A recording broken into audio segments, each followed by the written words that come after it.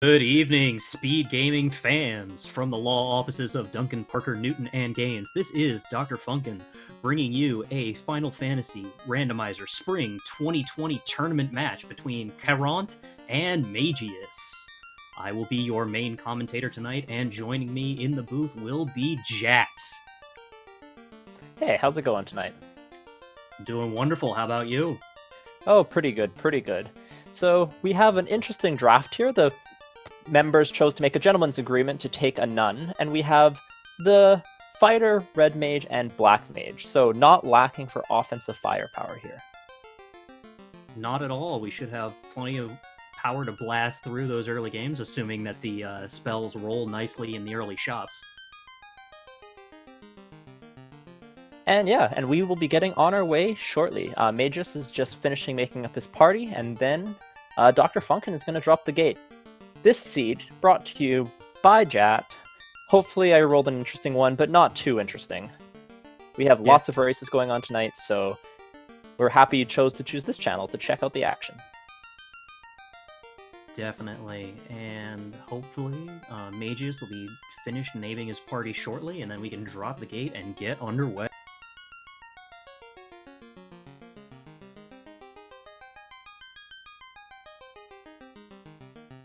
So, what week are we in here? 634. Was there ever a time that this spring tournament wasn't running? Absolutely. But for our newer viewers, what week is this? I believe it's week 6, but I could be wrong. Yes, so this is week 6, and week 6 is all about what this tournament is themed. This is Chaos's Casino, and this week is all about Chaos. What's special about this week, Dr. Funkin? That's right, this week we have Chaos flags. In previous weeks, you may have seen that we had 2 loose items with an incentivized items in one of the 4 Fiend dungeons. This week, there are no incentivized Fiend dungeons, and we've got 3 loose items. Yeah, and 3 loose leads to lots of interesting routing decisions. Without that incentivized dungeon, you are having to open a ton of chests, and there's a much, much higher likelihood that at least one of these loose items is going to be required. And it looks like both of our runners are ready, so Dr. Funkin will drop the gate by getting out of these runners' way, and we will be underway. So yeah, with 3 loose, we're looking at much less strict routing. We're not going to be forced to dive into the volcano. We're not going to, have to go to Earth or have to, quote-unquote, go to Sky.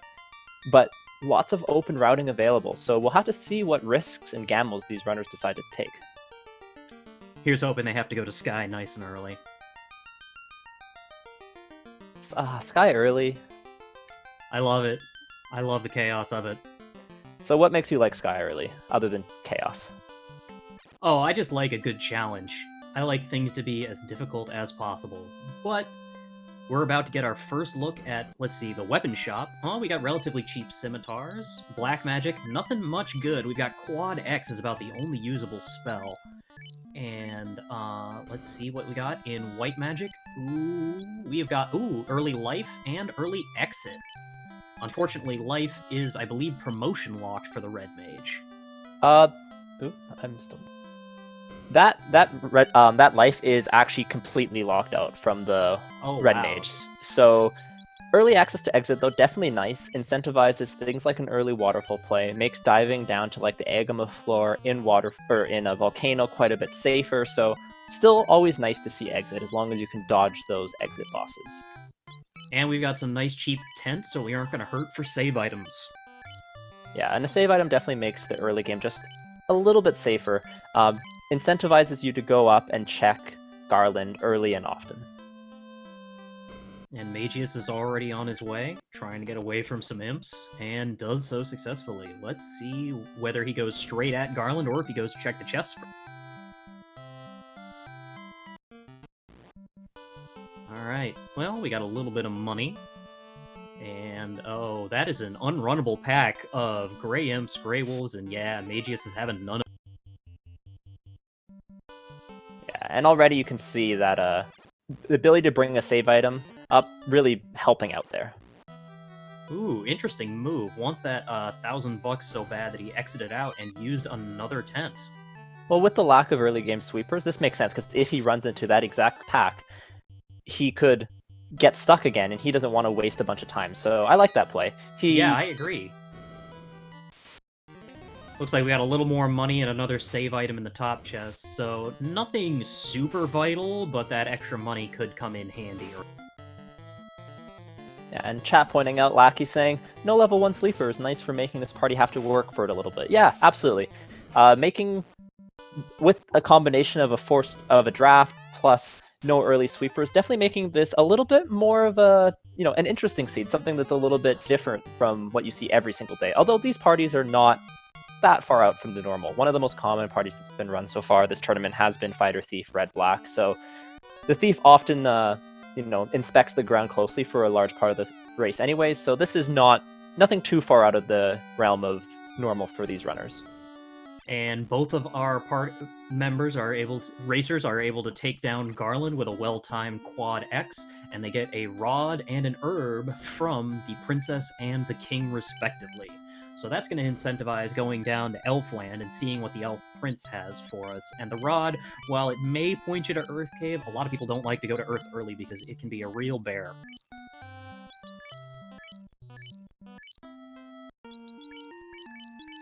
Yeah, part of what makes an early Earth so dangerous is not only is it a long dungeon, although exit helps with that, the chests are out of the way, so it incentivizes go-moding it. And finally, there's a large enemy variety there, so there's a high probability of at least one of them rolling a nasty script or spell list. That being said, they not only have a high enemy variety, they often tend to have larger packs than a lot of other dungeons, and large packs with a bad script equals death in a lot of cases, especially for these low-level party members. And even if they don't have a bad script, they just have an annoying script, it leads to a lot of wasted time, especially if you're going deep into the dungeon to check those chests. Yeah, absolutely. It still wouldn't surprise me at all to see an early check of, say, Earth 1, because those 5 chests with a save item can be checked very easily, and it looks like we have a decent run off of the kind of I think it's one encounter after the power cycle, so they may be able to check those relatively cheaply, but we're still a ways away from that. Well, we got Lit 2 at level 2 Black Magic, so that's at least a sweeper to get us going.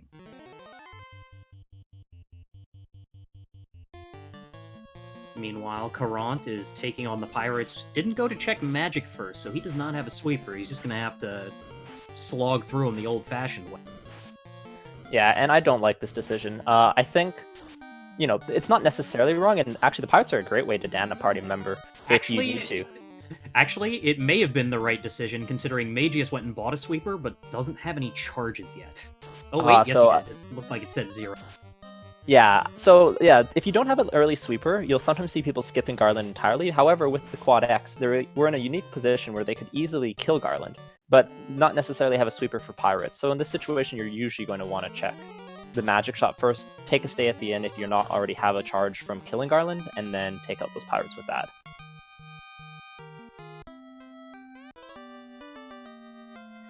And Mageius takes both of our parties take down the pirates and receive a tail for their trouble.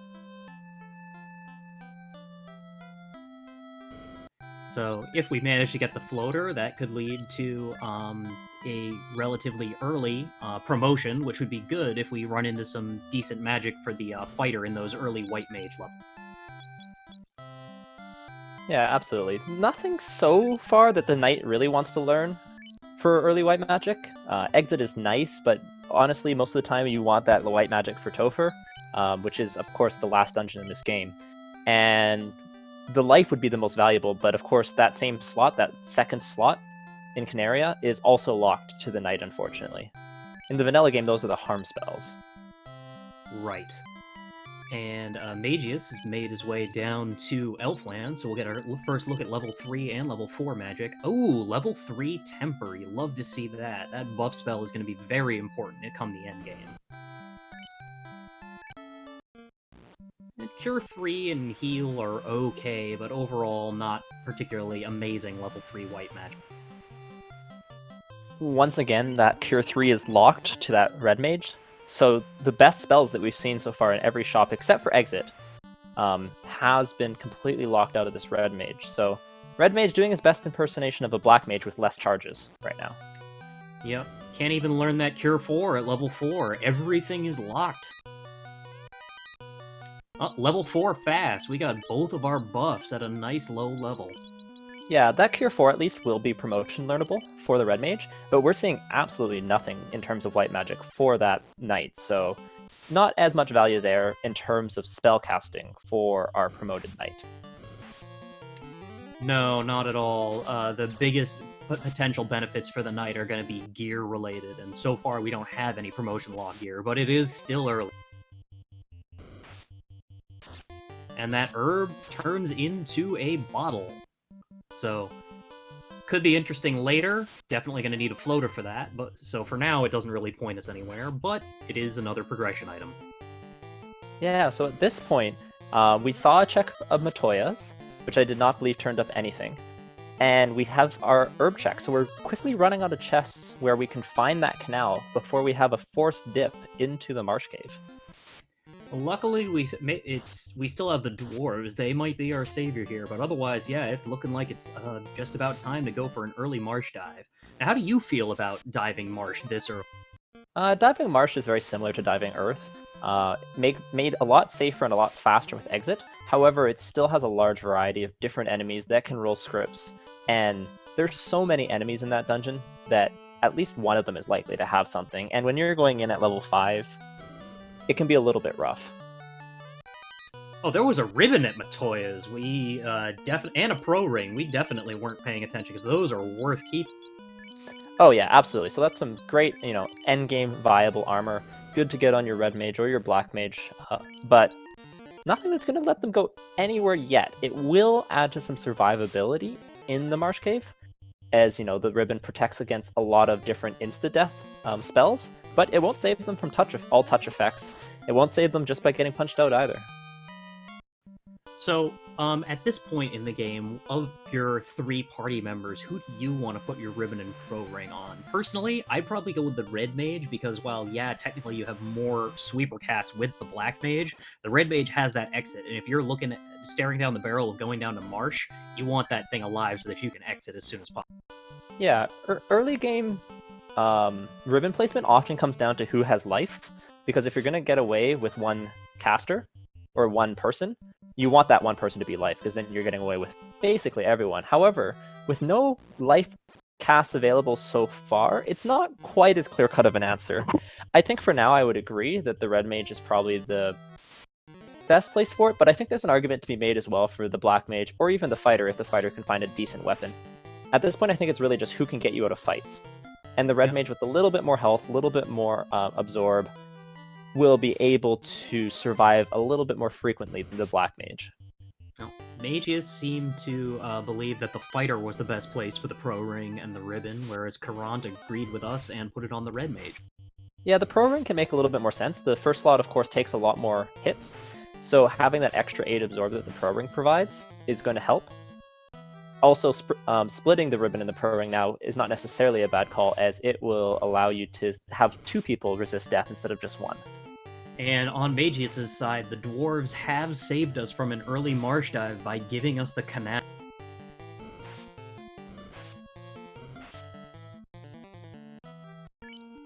Now, mind you, that may still just be putting things off a bit. We have no idea what the canal is going to lead us to, but that also gives us those early checks in marsh, and it gives us another incentivized item over at Crescent. Yeah, and it will also give us our first look at level 5 and level 6 magic, which are really the last chances for these members to learn life. I think there's one slot at level 7 that may be red mage learnable or red wizard learnable for that life cast to be, but if we're not finding anything at level 5 or level 6, this could be a completely lifeless seed. Oh, don't be so hard on yourself with the seed you rolled. Yeah, I mean, this has been honestly a pretty tough start for magic. We've seen no level 3 sweepers, we've seen no nuke, no fade, just a whole lot of nothing. If we find an early sword to swing, we have great buff spells, so that will help secure our late game, but not much else beyond that. Yeah, and still no level 3 sweepers at level 5 magic, still no nuke, still no fade. The most interesting spell in white magic was maybe heal 2 at level 5. It's a really anemic seed for magic. And Mage is making an interesting play here, going for Earth before going to Crescent Lake. A common kind of mantra for this game can be, get your known incentive items out of the way first, because it dictates how many loose items you're going to have to hunt for. Not only that, there's a special feature of these seas where each key item that you get increases your experience gain. So getting early key items not only gives you more knowledge about what's out there, but also lets you level faster. So checking incentive locations first is often preferred.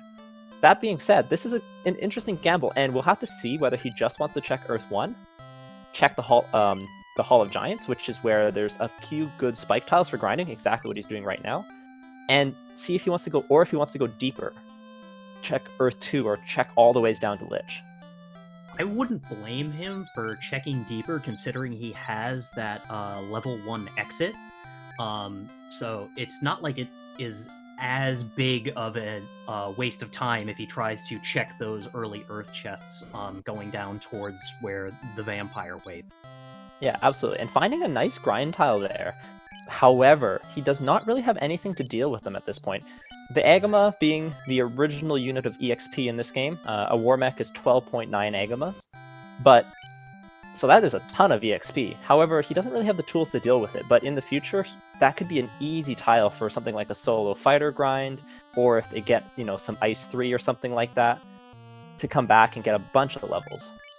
Over on Carant's side, something I missed earlier, the item shop over at Elfland has our item shop item, and this time it is the crystal, and it's pretty expensive at about 62,000.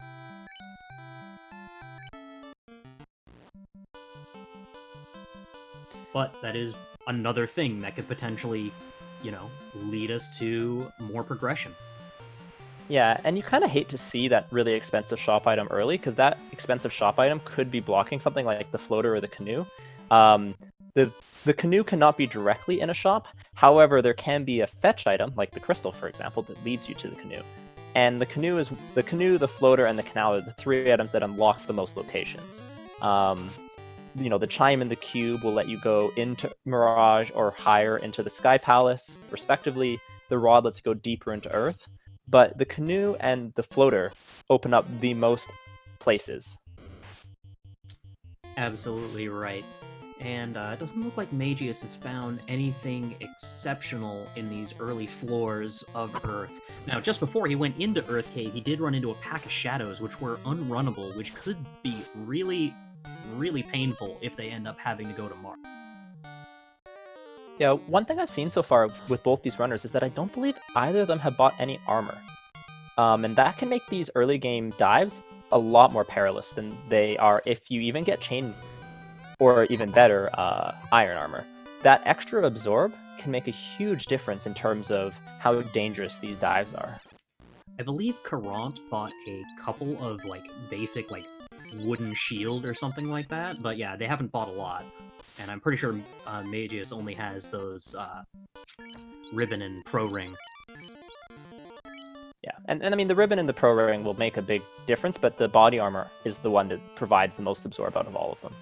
Absolutely, and that's why the fighter is so much tankier than any other class, save its promoted knight. So Mageius is ducked out of the Earth floor after checking floor 1 and not really finding anything, and I'm guessing at this point is going to be heading over to Crescent Lake to get their next incentive item. I would have guessed the same, but he's gone back into the inner sea, so... Yep, you're right. It may be the case that... Did he find a big money chest? He might be coming back to buy his bottle? Or that else... Could be. I'm not quite sure why he's coming back, or his crystal story.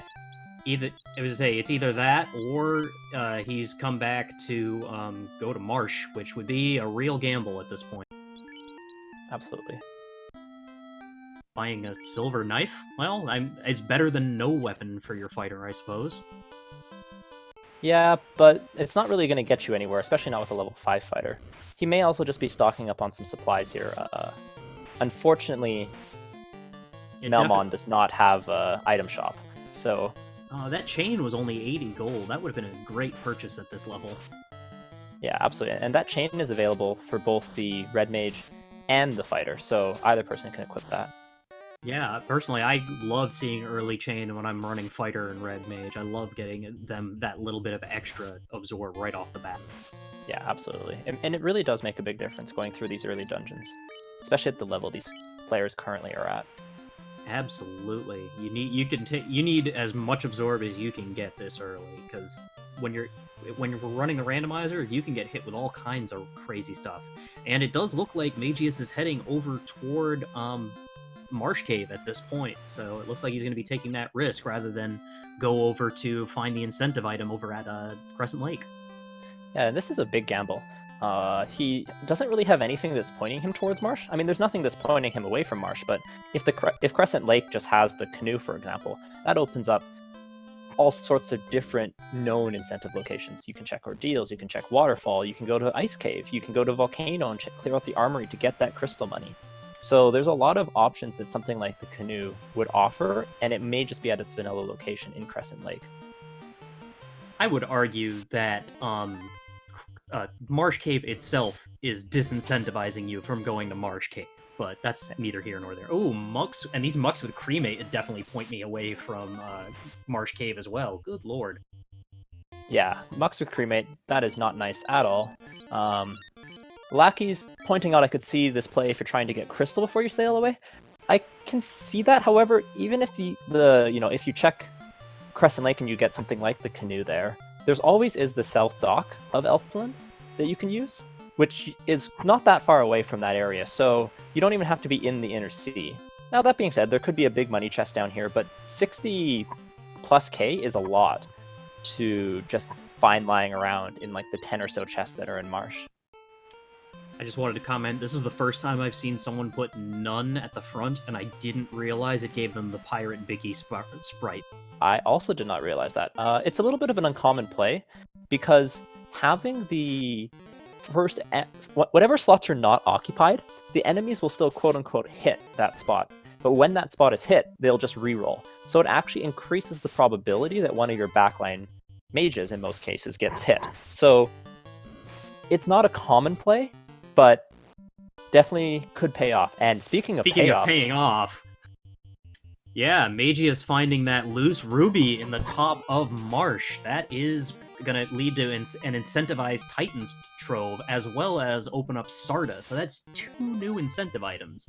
I guess we can't hate on this gamble at all, considering how much it paid off. Yeah, for sure. And at this point, if we're hoping for Caront to have a chance to find this early, what we're hoping for is that this Crescent Lake play turns out to be nothing. Because if this turns out to be, not nothing, but like the slab, for example, then he's going to have no choice but to go either Earth or Marsh. And that will lead him to Marsh quickly enough. On the other hand, if this is something like the canoe, and that ruby leads to the floater, that could be a huge edge for mages. Absolutely, it could. Speaking of edges, though, did he wipe? I believe so. He was in a really rough encounter, but we were trying to see if Caront was going to go get that key item. Oh, there's level 6 Fade, so we at least know where that is. However, it doesn't seem like they can learn it. I'm not sure if that one's completely locked. Slot 1 of Crescent Lake is the only place that is completely locked, unfortunately. Great, so we don't have that. And then there's Fire 3 for Black Magic. And that was also Red Wizard locked. So, not a ton of great gear here for the... great spells for this 2-mage party. Oh, apparently he exited to save the ruby and then came back up to check the other chests that he had left behind. Well, I can support that decision. If he's going to come back down anyways, I think I would have just taken the risk and gone a little bit deeper on the first dive, but if he was just going to, exit and piece it, then I think the exit play makes sense there. But that being said, got out. It looks like he's also going to 2-man, and I like this decision, actually. The reason I like this decision is because that Black Mage is not providing anything really that the Red Mage is not, and a 2-man Red Mage fighter is perfectly viable to get through this game.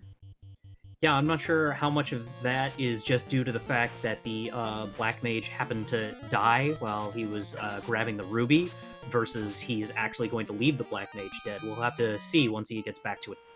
It was definitely a conscious choice. He put that Black Mage into the second slot and moved the fighter down into one of the bottom two. You're right. So, I didn't even think about that. You are absolutely right. He was trying to get that Black Mage dead. yeah, so, and once again, I really like this decision. This Black Mage has almost no value through the early game. And unless he gets a ton of spell charges, he's not even going to be able to cast Fire 3. So you're really going to be relying on, swings here. And because of that, that Black Mage taking a nap for a while and then maybe coming up in the end later in the game, once the fighter and the Red Mage are in their early 20s, just to get a few levels so he can cast Fast and Temper, that seems like a good strategy here. Yeah, absolutely. And you're gonna level up those that fighter and Red Mage a lot faster with them being the only two splitting the XP. Though he's having an awful lot of trouble trying to get to the bottom floors of Marsh. If I were in his position, I might consider just bouncing for now. I already found a loose item in Marsh. I don't feel like, with how tough it's being, it's worth the time investment to keep diving. There's a lot of different opinions on, what's the quote-unquote right play or the wrong play. I think if you bounce more than twice, exiting out is generally the, noping out and coming back later is generally the right play. But at this point, he does have a lot of things he could turn in. So I could see it go either way. But walking back to Marsh, if you don't know where the floater is a big time pain. So there's also a lot of motivation to stay here. At the same time, he's also going to be orphaning the key lock chests here. If for those of you who have not played the vanilla game, there are keys, or locked doors, which you need the key to get through, and 3 of them are on this bottom floor of Marsh. They lock, well, technically 4, but 3 chests are locked by those keys. And without that, you're orphaning it anyway, so there may be another trip down here required at some point. Absolutely. Did find some ice armor, which is not a bad thing to find to upgrade your chain. Oh, absolutely not. The ice armor being the best armor that the fighter can equip prior to promotion, so definitely going to be great for him here. And a little bit of money, but this has been a real rough dive. These mucks are not mucking around, so to speak. No, and this is always the risk when you go into Earth. Marsh or Earth, but in this case, it's exactly that thing. It's, instead of one caster, you're having 2 mucks or 3 mucks or 4 mucks, all casting cremate, which just is not a good time. And they had stun touch. Oh, stun touch? Ooh, that's just stun touch and cremate. So we'll see if he nopes out here. Nope. Not yet. No, looks like he's going for another dive. Did you see if he has another charge of exit left? Exit was at level 2. He might still have level 1. Oh yeah, exit was level 1. You're right. So yeah, so he definitely should have another charge left. Well, he's used 3 exit charges at this point, so hopefully he's got 1 left. Yeah. True Rhyme pointing out in chat, welcome, that, confused by this play. Yeah, I mean, the Marsh play is a gamble, but, I mean, the gamble paid off. The Ruby, one of the most valuable key items you can find in the early game, just because of the fact that it opens up 2 incentive locations instead of just 1 if you don't have the floater. So Mageius this has paid off. Finally noping out. Yeah, but he spent so much time just going back in, diving in with 1 Red Mage, diving in with, the Red Mage and the fighter after wiping a few times, that he's given up a lot of the edge that he might have gained. That being said, Caront still, kind of trailing in his footsteps, so we're going to have to see. And Caront is going to go deeper. This is super dangerous. He is underleveled for this dive. Yeah, I cannot... I mean, he's also got the exit, so he may feel a little bit safer doing this, but still. Oh, and that Black Mage is back to life, so I'm not sure that he is going down to 2-man strats on Mageius' side. If that's the case, this is a really interesting party ordering. I'm not quite sure what to make of it. It might be just that the Black Mage is up for a while, or as long as he's alive for, so that he can have that extra run chance. The Black Mage actually surprisingly good at running away. I guess, all that being frail and such makes you really fast at running away from all the bullies. But it doesn't really make sense. If he wants him to get levels, why leave him in the second slot? So might just be getting up just as a little bit of insurance. As without life, there's no way to bring him up for a critical fight or anything like that. It's almost like he's using him as you would a thief, putting him in the first slot and using him specifically for his run chance. But normally when you do that with a thief, you do it just so that you can let him fall when they may. Yeah, the other motivation for putting the thief in the first slot is that it increases your ambush chance and decreases your chance of being ambushed, as only the first slots, agility and speed, are taken into account when calculating whether you ambush or are ambushed. Mageius going to feed our buddy the Titan his favorite treat, a delicious ruby. And we're going down to check that incentive chest, assuming we can get past these Grey Wolves. Running away, no big deal. Oh, rune sword, some money, and my thing just froze, so I didn't see what we got. A TNT. So, fetch quest into fetch quest. We will see soon what that turns into. Alright, well, hey, it's something. Now we also gotta go see what Sarda's got for us.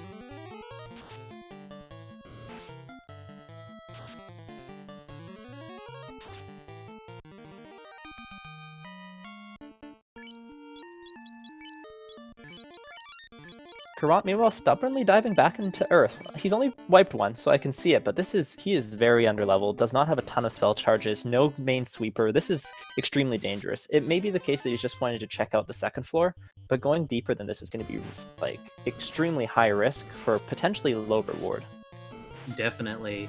And speaking of high-risk plays, we got Oxyale over from Sarda, so that opens up the Sea Shrine to him. And I believe it was the chime that was at Crescent Lake. So that chime actually opens up a ton of opportunities as well, and that Mirage Tower has almost as many chests by itself as the first two. Actually, it has more chests than the first 2 floors of Earth. So that is also an option that's available to if you're just, loose hunting. Absolutely, and it's such a chest-dense area that it's usually, I can see an argument for making that. Yeah, the one downside, of course, is you don't want to double dip anywhere. So having to walk all the way there, walk through the desert, and then get nothing, and then have to come back later with the cube, always a little bit painful.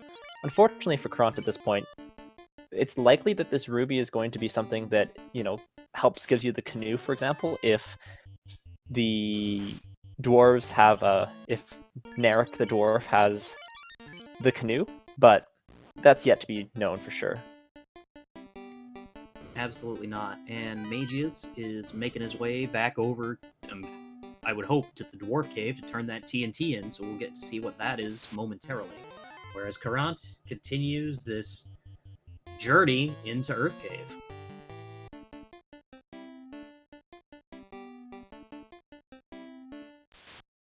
Now, there are a number of TFCs in this game, but this Earth one is one of them. Definitely a pain to check. Out of the way, you gotta take lots of steps. Oh, speaking of Team Sky, Narek the dwarf has the cube. Well, now all of Sky is open. That's pretty much everywhere except Volcano open as far as Fiend dungeons, considering we still need a canoe for that. Yeah, so you can clear Earth, you can clear Volcano, you can clear Earth, you can clear Sea, and I believe if he has not already gone to Crescent Lake, once he goes there, he will get the chime. So you'll be able to clear Sky. Pointing out in chat that the ruby is required, and that's definitely not going to play to Caront's favor. However, if he does not find the canoe or anything like that soon, he's going to be going to Marsh whether he wants to or not, and that's probably the best case scenario for him at this point. Yeah, he's doing better than I would have expected going through Earth here, though. He seems to be taking a couple of encounters, gaining some level. Yeah, I mean, Earth is still the earliest of the Fiend dungeons. In the vanilla game, you can clear it at around level 10 or so. But to be honest, at level 10, when you're clearing this, you already at least have multiple level 2 elemental sweepers, so their magic situation is ironically worse than what it would be if they were playing the vanilla game, other than, fast and temper. Yeah, fast. It's certainly not conducive to clearing out the large packs that you see in Earth Cave. Mm-hmm. And here's one of the issues that I was anticipating, though, is that he's running out of spell charges, and that really, really hurts. definitely does. It may be worthwhile to use one of those spell charges to exit out, save the experience that you've found so far, and either try somewhere else or use that experience to have more charges and dive deep.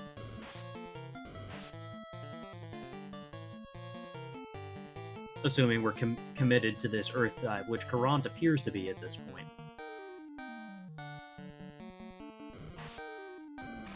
Yeah, and that crystal's still just well out of the price range that anyone can afford at this point, so definitely going to be slowing them down a little bit. And yeah, the chime was indeed at Crescent Lake, so that's definitely going to, that's really incentivizing, Sky 3 having a loose, or Sky 1 having a loose. There's all those chests. There were some interesting statistics being thrown around on our Discord, which is a fantastic community if you're interested in getting started playing here, which was pointing out that Sky does not often have key items, but when you get, and the reason for it is not because Sky does not have chest density, it's because you don't get access to it a lot of the time. Like, if the chime is your go mode item, the item that you're looking for last, the chime can't be in Sky. So therefore, there's a lower likelihood of there being a key item there in general. However, in seeds where you do get the chime in the cube, that probability of having, a loose canoe just goes way up for it to be the play. Absolutely the case. I was playing a seed myself earlier today and had a loose floater in the first floor of Mirage because I happened to get the chimer. Yeah. Mageius is trying to sell a bunch of gear in order to afford that crystal. This is an interesting play. Yeah, selling the Aegis shield a little dangerous, but an opal shield or something like that will do equitable-ish work as the Aegis shield, just not providing quite the same resistance. But yeah, I hope he did not sell a ribbon, because there's no replacing that ribbon. No, not at all.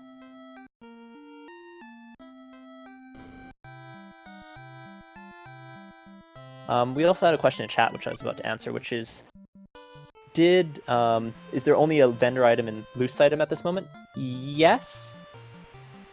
That is the only incentive items that are available at this point, as we do not have the canoe or the floater, and most specifically the canoe, because you cannot get to the floater without the canoe. Isn't it vendor and 2 loose right now?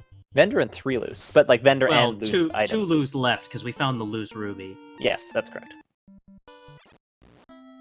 Ooh, but that cash is very much required, so Major's making the plays right now. Yeah, that paid off huge, turning into the canoe.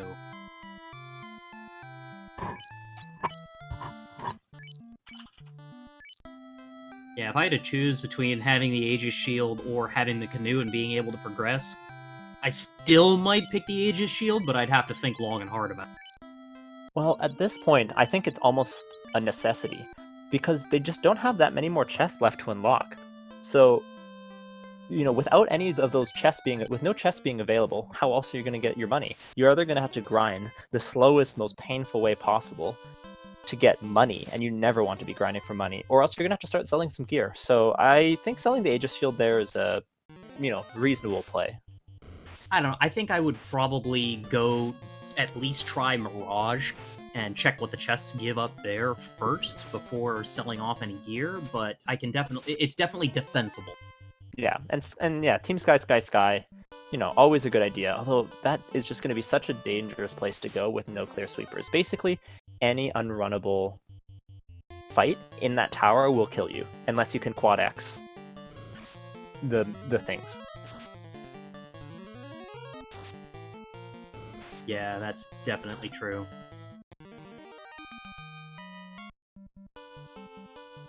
Ragnarok pointing out that he can do a pop grind, so what is the pop grind, Dr. Funkin?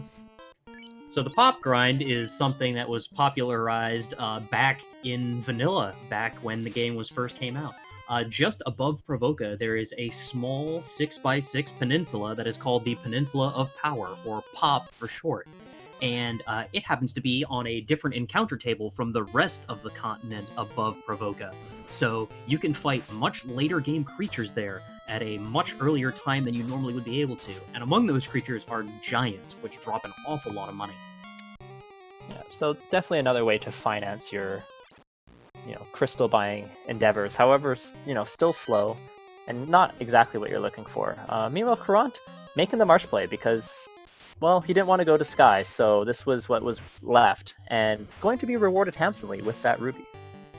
Definitely. And Mechalink pointing out in chat that after selling that gear and seeing what the crystal was, Mageius reset. So they just used it to get information at this point and still keep their gear. Yeah, and well, I can see reasoning to do that. I still think that gear was not worth the additional time it's going to take them to get, because like the canoe is what is going to open this map up for them. The ability to check ordeals, check waterfall, check ice cave, or even check volcano armory is really going to help these runners to progress a lot. So I'm curious to see what their next play will be. Definitely. So let's say you're Mageius. Let's say you just turned in the crystal and got the canoe, and you decided to keep it. Where would you go first? Do you go to ice? Do you go to ordeals? Do you go to sky? Do you go to waterfall? I think I would start out with going to waterfall. Exit highly incentivizes waterfall. You're unlikely to get warp, and you can get some pretty good levels in waterfall as well. So unfortunately, a bunch of the enemies there are not quad Xable, so there is a little bit of danger there. But I think waterfall into an ordeals play or something along those lines has a lot of value at this point. Yeah, I hate myself and wish myself ill, so I would absolutely go straight to the ice cave. Because I find that exit works almost as well as warp for getting in and out of there with every chest that you need to check, especially when we're having to check basically every chest. Yeah, that could be the play. However, I think ice is just really, really dangerous at this point, to be honest. I did say that I hate myself and wish myself ill when I said that I would go to ice. Yeah, I mean, when people are not getting out of marsh, I don't think you have much better chance of getting out of ice. Ragnarok saying he would go to mermaids. Yeah, see, you could do mermaids to get the gold. I think Mirage is also a reasonable play, and both are very slow to boat to, though, and then have to go back to Elfland, so neither is ideal. Caront running into a very interesting thing in this game, which is that enemies, when you're inside, the enemies stop moving outside. So that bat will never move if you just wait in that doorway, so you have to do exactly what he did.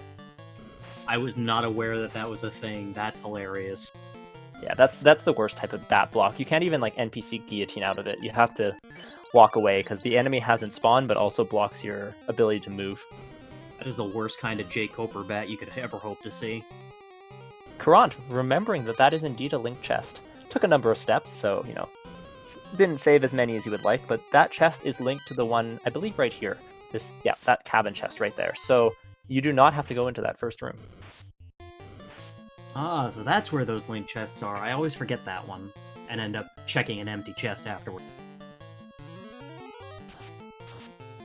Yeah, once again, on our Discord under resources and links, there's a great guide to check out, the best way to get through Marsh, to take the minimum number of steps. There are a number of very helpful people around to, make every step count, and it can really, optimize your gameplay to just, get into good muscle memory habits of when you're clearing each of these dungeons, what the best routes are for each situation. Absolutely, that's a wonderful. There are all kinds of wonderful, wonderful resources for anyone looking to start out running this beautiful randomizer.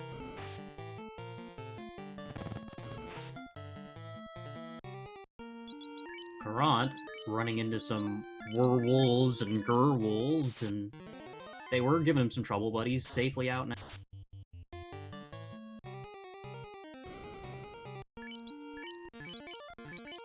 Mage is, thinking long and hard about what gear they want to sell. They are selling the ribbon and the Aegis in order to get that crystal. He did indeed sell the ribbon there, so that is a incredibly bold move, I would say. There are 3 ribbons in the pool, so 2 more will be available, but those are, critical pieces of endgame gear, and they can end up, because they are not incentive items, they can end up in things like the Carry 2 chests, or the Vanilla Massa chest, which are both inside the Temple of Fiends, out of the way of where you would want to go. So We'll see if that ends up biting him in the late game if he's searching for a ribbon. Yeah, so now knowing that he had to sell both the ribbon and the ages in order to afford that crystal, I really would have gone to probably Mirage just to search the number of available chests there before selling gear off to get that crystal and get that command. Yeah, I think I would have also gone to Mirage, but Ragnarok's saying that he would go to Mermaids, which makes sense. My thought against Mermaids is that I don't want to check Mermaids at all if I can avoid it, while Mirage is something that I'm usually going to be checking at some point, so that would be my motivation, but at the same time, Mermaids is a lot safer. Mermaids, once you check it, you can get over with. And of course, critically, the floor with the Mermaids, with the highest chance density, has no enemies, so you can get through there with not having to worry about counting steps or running into something that's going to wipe you right when you get a great item. That's absolutely true. Though, we, like you mentioned earlier, we do have a decent run on the second encounter off of a power cycle, so checking at least the first floor of Mirage isn't as dangerous as it could be. Yeah, absolutely. So it looks like Mageius is actually going to save his canoe this time, and opens up his bottle, and then resets back after opening the bottle. Yeah, so the bottle, for those of you who maybe aren't as familiar with the vanilla game, unleashes a fairy in Gaia. But Gaia is a mountainous town, which is only accessible via the sky. So you need the floater in order to turn it in. Now, that being said, the reason you often pop that bottle is because it cleans up your inventory a little bit, so you can move the heal pots to a nicer, easier to use location, as there's no conveniences in this game like using multiple heal pots at the same time. So, every menu click counts. And in this case, opening up the bottle actually moved his heal pots from a very advantageous position all the way on the left, all the way over to... Yeah, so he decided to not want to do that again. Caront, meanwhile, I believe is going to go turn in his ruby. And he'll be happy to go through there, get himself some TNT.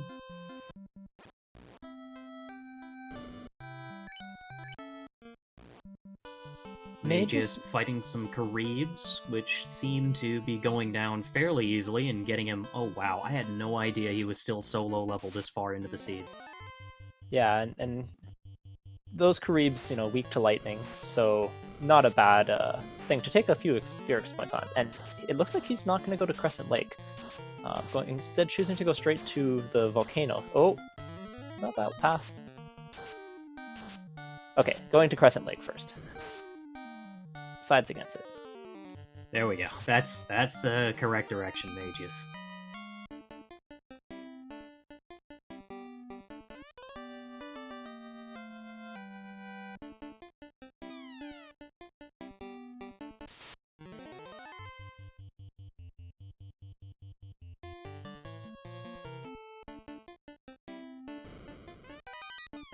So you'll notice runners often check all the armor shops and very few of the weapon shops, and that's because the armor shops have two kind of important items that you can buy for the endgame, which are gold bracelets and pro rings. So you'll see a lot of runners checking armor shops until they've located both of those.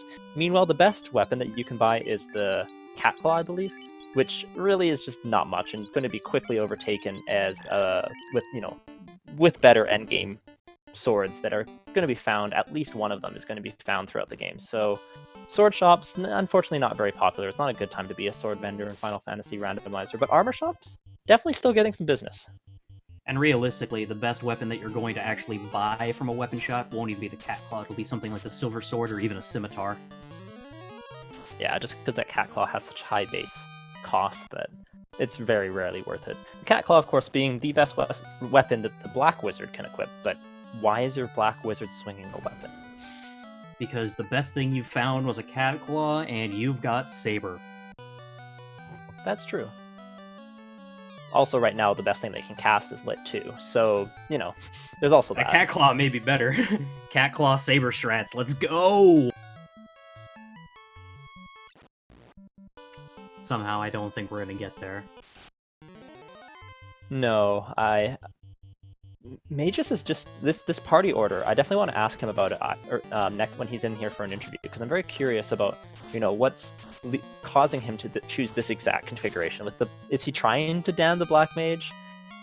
Why is it in the second slot? Does he just like the Bicky sprite? Because I mean, the Bicky sprite is pretty sweet, so I can see that. But what's the motivation behind this? Yeah, if you were planning to Dan the black mage, I'd have thought he'd done it when the black mage was Dan. Yeah, exactly. So Caront, picking up his 2 goods, he's going to be happy to get the cube, but a little bit disappointed to find that he does not have the canoe, and we'll have to see if he ends up getting the money for that crystal. Will he sell?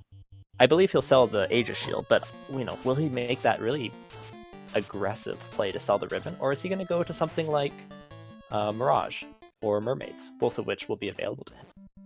I honestly don't think he'll sell the Aegis shield, because remember, Mageius had to sell the Aegis shield and the ribbon to even just barely afford that crystal. Yeah, and if he does the quick mental maths, he'll quickly realize that just the Aegis shield will not be enough. He's sitting at a little bit healthier of a gold total than Mageius was. It's at around 23 or 24,000 there.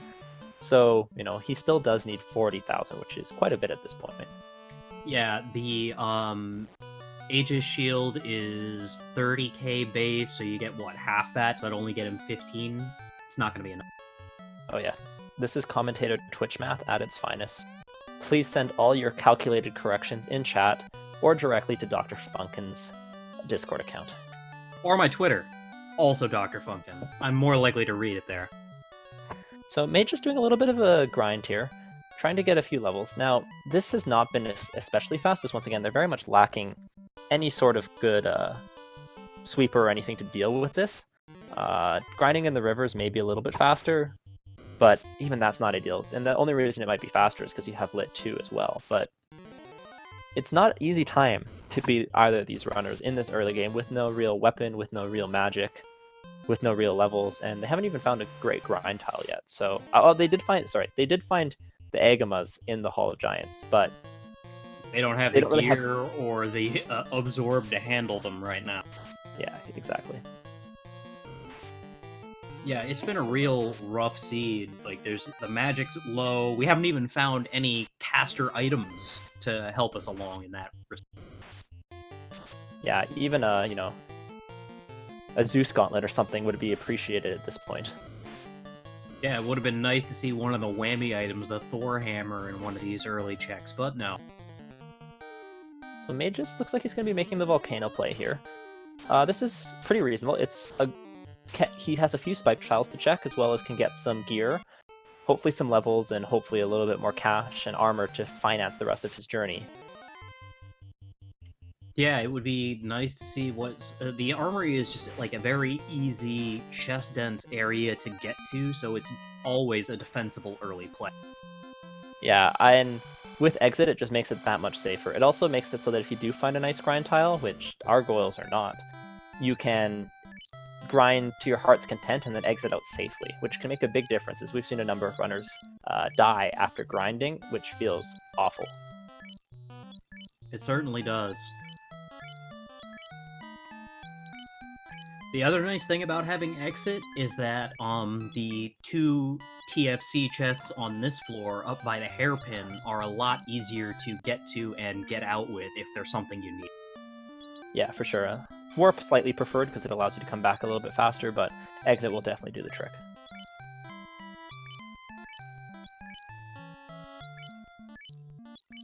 So Quad X, if you're not aware, is power word death from D&D. So it will kill anything that has less than 300 HP and is not resistant to death, or else it will do nothing. So it's very much a binary spell, but can be quite powerful in the early game. Mage is picking up the Ice Sword, which is arguably somewhere between the 4th and 5th best sword in the game with 29 attacks. So it will do pretty good work through most of this mid game, and we've even seen some crazy, late game Ice Sword swingers get some work done. So always a nice find, a big upgrade over what he was previously swinging. Yeah, Team Nevervorpal loves them an Ice Sword in the late game. Well, I mean, If I had the choice between a Vorpal and an Ice Sword, I would just bring a Black Belt, but that's just me. We got these unrunnable shadows on the spike tile, which thankfully they're not especially dangerous, they're just mildly annoying. Unfortunately, they're also not a great grind tile.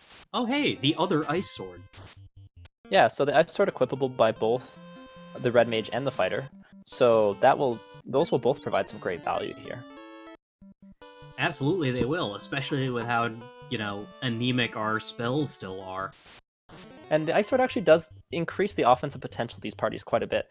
Those Ice Sword swingers, alongside Fast and Temper, now actually do have a legitimate chance to take out some Fiends, though definitely not at the levels they're at, as they will die before they get a chance to swing them. Yeah, the Fiends would have to be rolling, like, double ink in order for them to have a chance to set up against them. Mages going deeper, so it looks like we're going to be getting an Agama floor check here. Yep. Can't say I hate this play. There's still a lot of chests to check here, and again, with Exit, it's not hard to get out if you find something valuable. Yeah, the one thing I haven't seen from him so far is whether or not he has a bunch of heal potions. Okay, he does, so that makes this play a lot safer. Diving Volcano without heal potions, extremely a perilous mistake. So one that I've made plenty of times myself. Yeah, it's definitely good to have a few kind of checks before you do various things. Like before you dive Marsh, do you have a soft, a few pures, and some heal pods? Before you dive Volcano, do you have like 50 heal pods? These things before you go really... to Marsh, have you turned in that herb that you got right at the beginning of the game? Yes, definitely. I'm not speaking from experience, and you can't prove that I am. Yeah, so, doing those little checks make a big difference. Absolutely they do, and there are those things that you just gotta learn. Yeah. By experiencing this wonderful game, everyone should go to FinalFantasyRandomizer.com, roll themselves a seed, and have some fun. Absolutely. So Magus routing this. So there are spike tiles in these rooms, but in this particular one, everything with the exception of 2 can be avoided on this floor. Other small optimizations is that these rooms have a special property to them where when you walk along the bottom of them, you cannot get an encounter. So you can even save a few more steps by walking along the bottom in various rooms. And we're still no good for that Agama. It one-shot that poor red mage, right? And just deleted him. Yeah, Agamas hit pretty hard, and they're not expected to come in large packs like here. You're only seeing 1, but that pack of 3 or 4 will definitely, take this party for a spin. And unfortunately, by taking out that red mage, we now no longer have access to Exit. And Mageius resets after getting another nasty encounter. Yeah, I'm interested to see what the plan is with this Volcano dive. Something that is really easy to fall prey to in the Volcano is saying, you know what, I'm going to come here for some gear and some money. And then you get there and you're like, you know what, I'm here anyways, I'm going to go deeper. And I'm going to check, the Agama floor, and then, I'm going to go a little bit deeper and I'm going to try and kill carry, and then you wipe. Or, you get to the Agama floor and you wipe. Having a plan, having some levels can do wonders here, because right now Magus is just, been banging his head against a couple different walls and not getting much with these low-level, not especially well-armored party members. For those of you just joining us, we are almost an hour into this lovely Final Fantasy Randomizer race as part of the Spring 2020 Monty's Chaos Casino Tournament. So far, key items, we had the Rod and the Herb from the King and Princess Sarah. We got the Tail from Bicky the Pirate. The Canal was in a chest in the Dwarf Cave. We received the Crystal as a shop item for 62,000 gold. The Ruby was at the Loose in the Top of Marsh. TNT was in Titan's Tunnel. We received the Cube from Narek the Dwarf for turning in the TNT. Sarda had a glass of Oxy Ale for us. Matoya gave us the canoe once we gave her that very expensive crystal. And we've had really terrible magic. Aside from level 1 Exit and Quad X, we have had nothing really for sweepers. Yeah, and I think the Elf Prince had the bottle as the last kind of rounding it out for where we currently stand. But to be honest, in this 1 hour for the seed, the runners have just It's been a bit of a struggle. I don't know if these runners are as experienced dealing with such a low magic seed, and it's just been really hard to get off the ground here.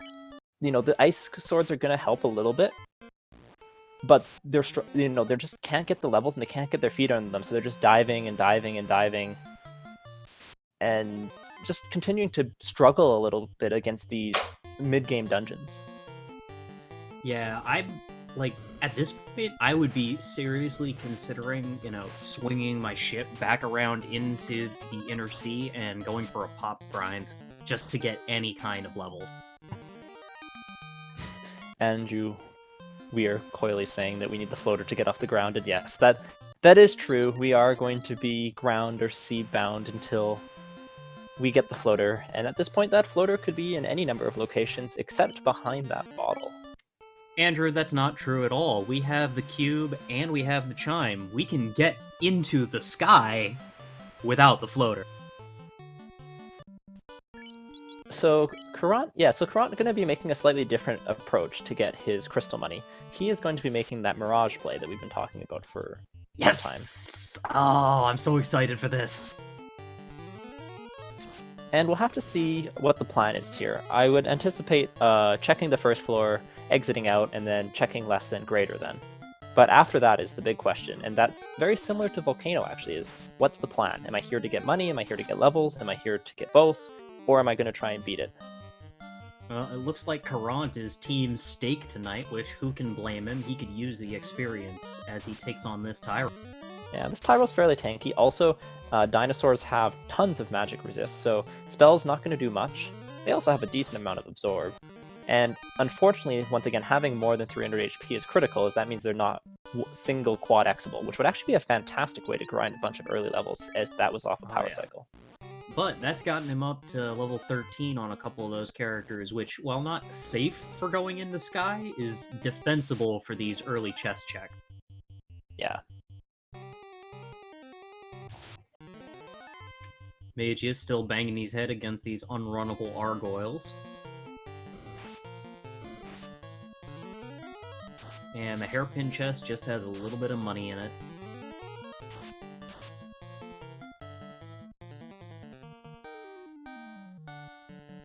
And we're still going back into the volcano after that.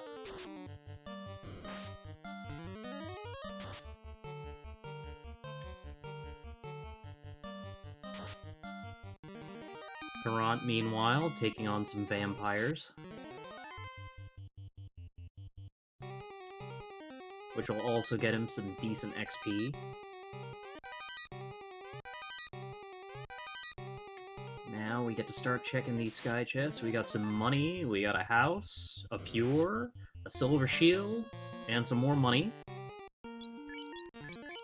Oh, got some chimeras in the way of these other chests. Let's see how that goes. Oof. Big hit on the Black Mage. Buddy's able to get out safely and start healing up. Yeah, I might have done a quick quad X check on those chimeras, as these can be extremely good levels, but, there's a decent chance that they have more than 300 HP as well, so... I can absolutely see that, though with how hard they were hitting, I also don't necessarily think it was a bad idea to get out of there and dodge as quick as possible. So nothing on the first floor of Mirage, but almost certainly a less than greater than check coming up. Named so because of their shape, which you will see shortly. I always called it the diamond floor when I was a kid. Yeah, also an excellent name. Guard's pretty beefy and also noticeably not quad Xable. Not because of their health, but because quad X is quote-unquote death magic, and guards are not alive, so they are immune.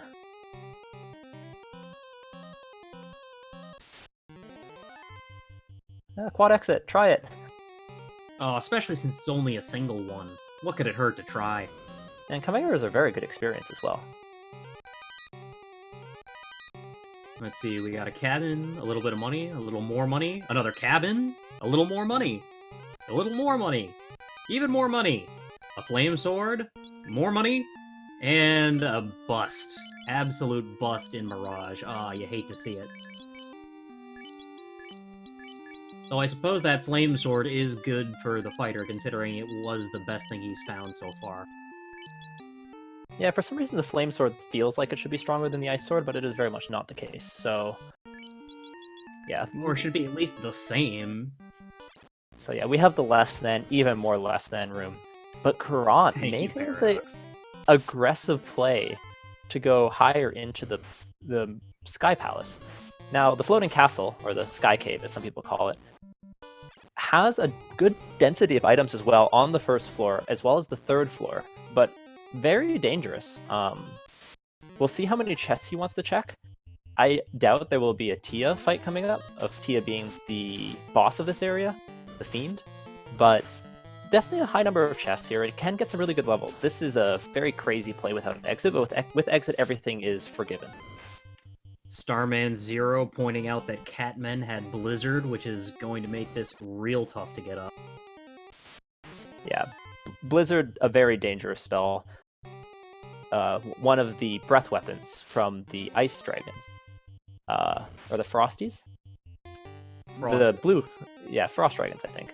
And doing tons of damage. Yeah, because I think the blue D is lightning base. Yeah. So, not something that you want to be seeing. And Cerebus is bringing us to the Trans Revolution. Stun, of course, making it so you cannot run away. Often accompanied by some type of damaging spell, like Frost, so this is not a fun place to be. No, I think at this point I might nope out and maybe try Mermaid. Because we got the Trans Revolution Cerebuses, and we've got the Blizzard Catmen. This is a dangerous place to be. Yeah, definitely hasn't been really anywhere too great for these runners. This has been a seed with no real ideal options. It's amazing what a difference having no early magic can make, as every fight just takes a little bit longer, every enemy's a little bit more dangerous, every level a little bit harder to get. Magus back onto the Agama floor.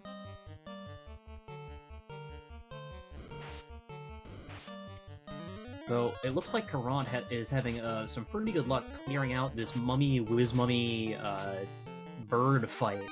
And if he's able to take this out, this should be a decent chunk of XP. Ooh yeah, there we go.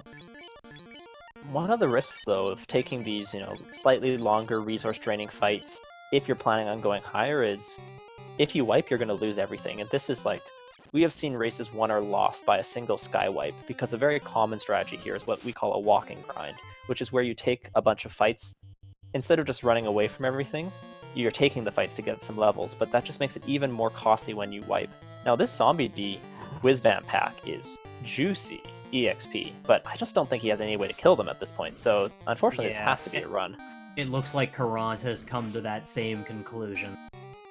Yeah, you could see him, salivating at, getting 2 levels in one fight, but... Wow, getting out of there with only 1 HP left on the fighter, what a clutch run! And now we're going to start seeing that more chest-dense area. Now, Slime's weak to fire, so with no fire magic, going to be very difficult to take them out. And they can hit pretty hard, too, so... Now here's a floor where you really wish you had Warp. Because you just do so much walking back and forth without it, and with Warp, you just check the chest, hit Warp, you're right back at that Warp tile, and you're able to save yourself a whole lot of steps. And with how dangerous Sky can be, you really wish you had it. Yeah, absolutely. And speaking of fire magic, Magus dug out the Mage Stick, or the Mage Staff, which casts Fire 2 on will, and as many times as you like. So sometimes it's not a big deal, but in situations like this, it can make a big difference. Also digging out the Excalibur, so once they get airborne, the knight will be able to wield that. Unfortunately, it is too heavy for the fighter to carry, so not going to have much luck there for now. But that is a good sword, basically throughout the entire game.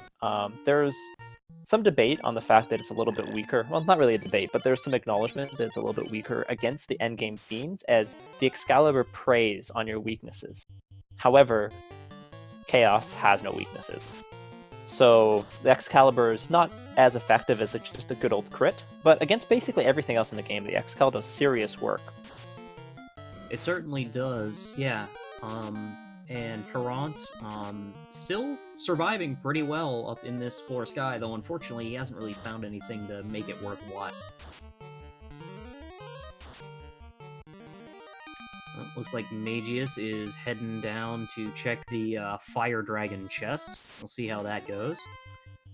The what would be an incentivized chest if we had an incentivized chest in the volcano. Yeah, and speaking of juicy EXP, we have the Eye here. So the Eye is known as pretty much free EXP alongside things like the Gurmedusas and various other enemies. But basically, if they are a scary caster in the original game, they are a much less scary bundle of EXP in this game.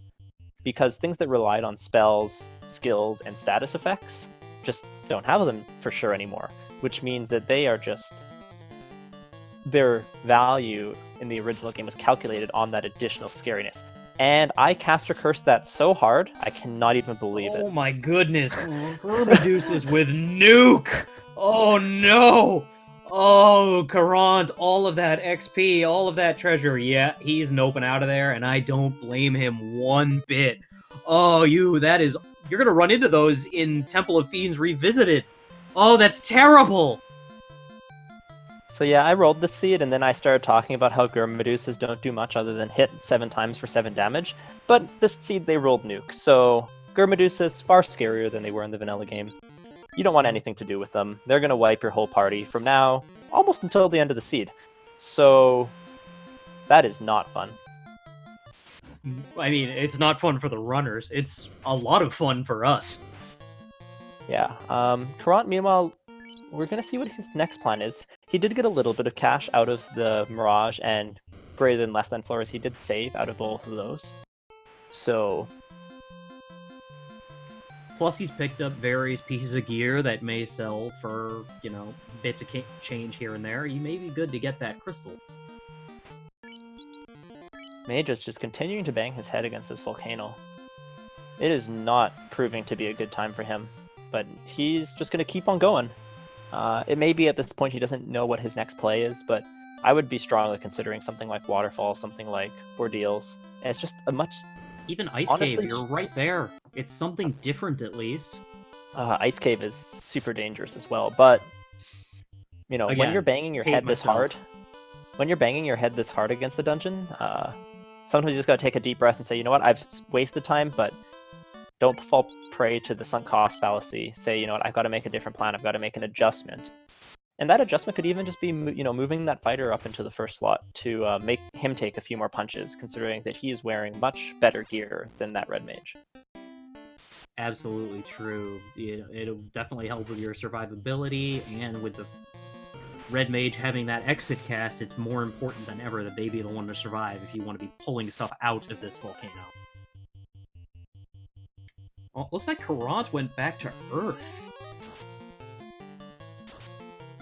I think at this point he's just trying to find any chests, and he might not think about mermaids. To be honest, mermaids was not something that was on the top of my mind either, but Ragnarok being a more experienced player, correctly pointing out that mermaids could be a very good play here, and with the chest density plus the relative safety, you don't even have to check all the chests on C2.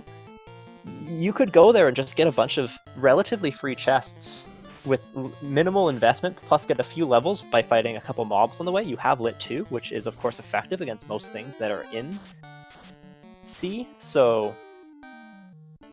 But instead choosing to redive Earth, we'll have to see if he digs anything out of the lower floors. Fingers crossed for him at this point, because, both of our players have been kind of, banging their heads against these dungeons and just getting walled every step of the way.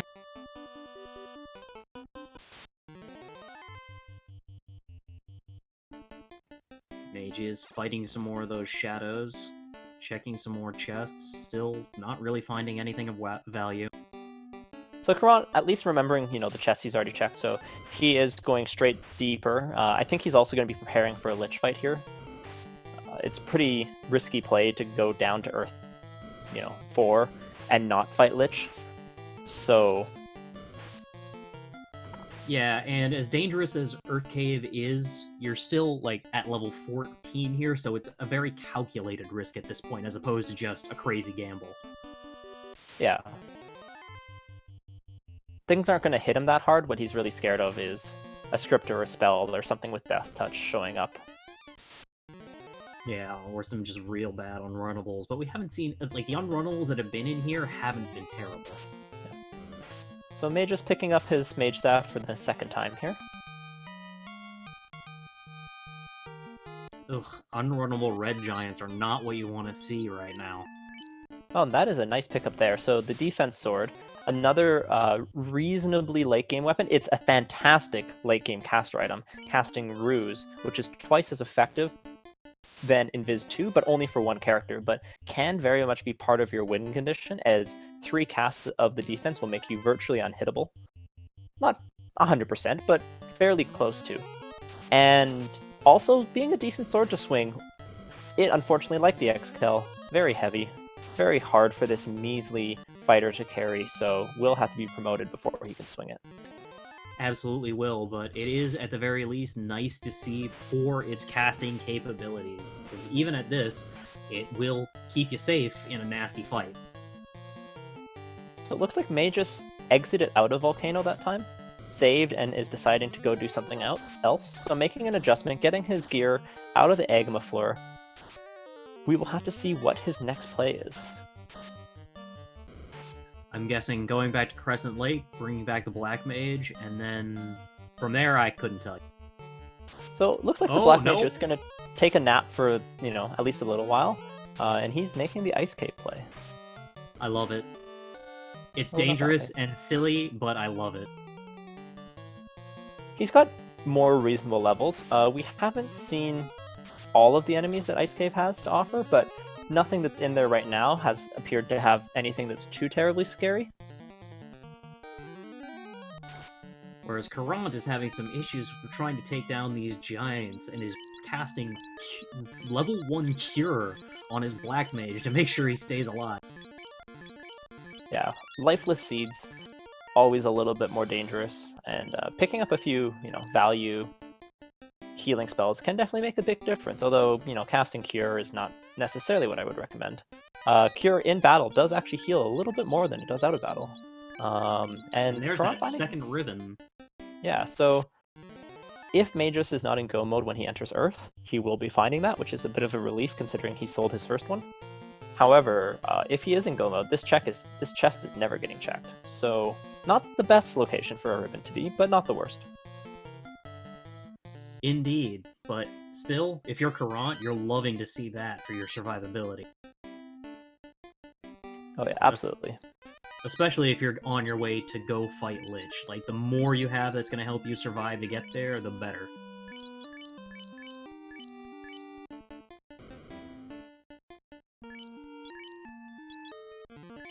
And Caront doing what I do, forgetting which swords are better than which, so having to double check his stats. Yeah, the intermediate swords are definitely a little bit more of a hodgepodge.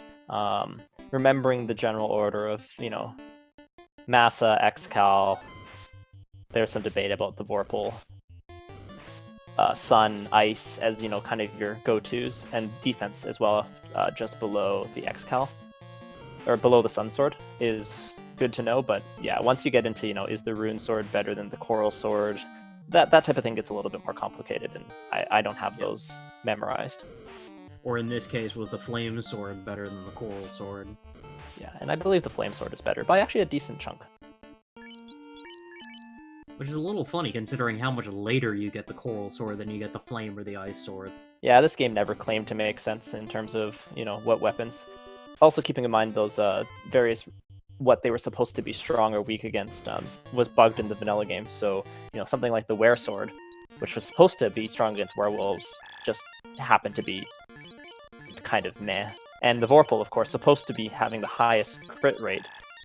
The crit rate was accidentally assigned to the weapon number rather than the crit rate number that was supposed to be assigned, so the Vorpal was just outclassed in every way. Caront finding some nice gear on Earth here. The gold bracelet, which is actually a chest armor slot, but pretty good chest armor. And the white shirt, or the white robe, which is very good gear for a white wizard, but more critically for this party, casts Invis 2, which we have not seen yet. So that is some additional late game insurance policy for this party. Between defense and Invis 2 being on Earth, definitely helping you, get away from a punchy chaos. Absolutely, and luckily he got away from the spike tiles in that room, which were ghosts, and they were hitting pretty hard. Yeah, ghosts, pretty scary. They look like wraiths, but they do not punch like wraiths. No, they punch like fiends. Mageius employing some walk strats and finding a spike tile that I don't know if it's not vanilla, but it is very fitting for the ice cave. It is absolutely fitting for the ice cave. I believe that spike tile is normally mages. However, there is one floor down, a spike tile that's Frostwold.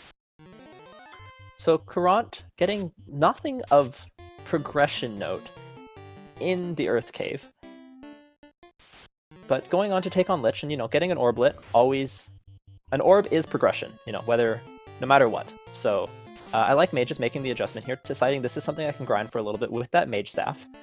Once again, it casts Fire 2, which is strong against these Frost Wolves. Yeah, no, this is super smart. He's been having a lot of struggle trying to get any kind of levels, so this is definitely a good play, especially since the Frostwolves don't seem to be doing anything of real danger. And speaking of things that don't provide any real danger, Caront is fighting Lich. Yeah, but Lich, without really any spells left, he's going to be relying on swings here, which absolutely can get you through Lich, but just hoping here that Lich doesn't have anything too terrifying. Lich stunning up that fighter, though. Not a good sign, as he is going to be your primary damage dealer, but this Red Mage doing some work as a secondary one, with Temper, with Fast, should be able to get this done. Yep, and Black Mage is, doing what it can, throwing around buffs. Now the question is, where do you start throwing... Oh no, we're going to go for Quake strats, and they are ineffective. Well, Quad X, of course, not going to be able... You cannot kill a Lich with Death Magic, so... that's not going to be doing anything there, but 4 hits for 60 damage, swinging the old-fashioned way, you absolutely will behead him. And with that, Very at the nice. 1 hour and 18-minute mark, Caront has lit our first orb. And shockingly, in a randomizer, it's Lich, normally the last orb lit in most seeds. Yeah. Caront continuing to run out of options. I hope he still remembers the shop item, which I think he does, I think he was just quickly checking his money there. And it looks like he's like 3,000 gold away. So if he sells one of those mid-game swords, he absolutely should have enough money for that crystal to get that canoe, which should unlock the rest of his seed there. While he was running all over the world, Mageius cleared out a little bit of the volcano and, was starting to dive ice. So made some progress, but, he definitely struggled a little bit there. And that is not going to lead you to where you want to go. So, if you're Caront and you're going to buy your crystal, you buy your crystal and see that it goes to the canoe. Do you feel behind at this point? Yes and no. You dug a ruby out of marsh, which you got to feel reasonably good about. You lit an orb, but without the canoe, you haven't been able to check the previous incentive dungeons, while someone else might have, so they could have go-moded Earth. So, at most you're feeling maybe 3/4 of a dungeon behind. The time you spent in Mirage, sailing there and back, definitely slowed you down, but you have to be asking, where did my opponent get money? And the answer is selling a ribbon. So, I don't know where I would feel. This race would be really up in the air for me. Fair enough. I feel like that's one of the sort of thing that makes me feel like, oh god, what have I done? And I would just kind of be trying to push my foot to the gas as best as I could. But we know, just from what we can see, that Caront is kind of in the lead at this point, because Mageius has been kind of banging his head against the... First it was banging his head against the lower floors of Marsh, and he was banging his head against lower floors of Volcano. Now he's going through Ice Cave.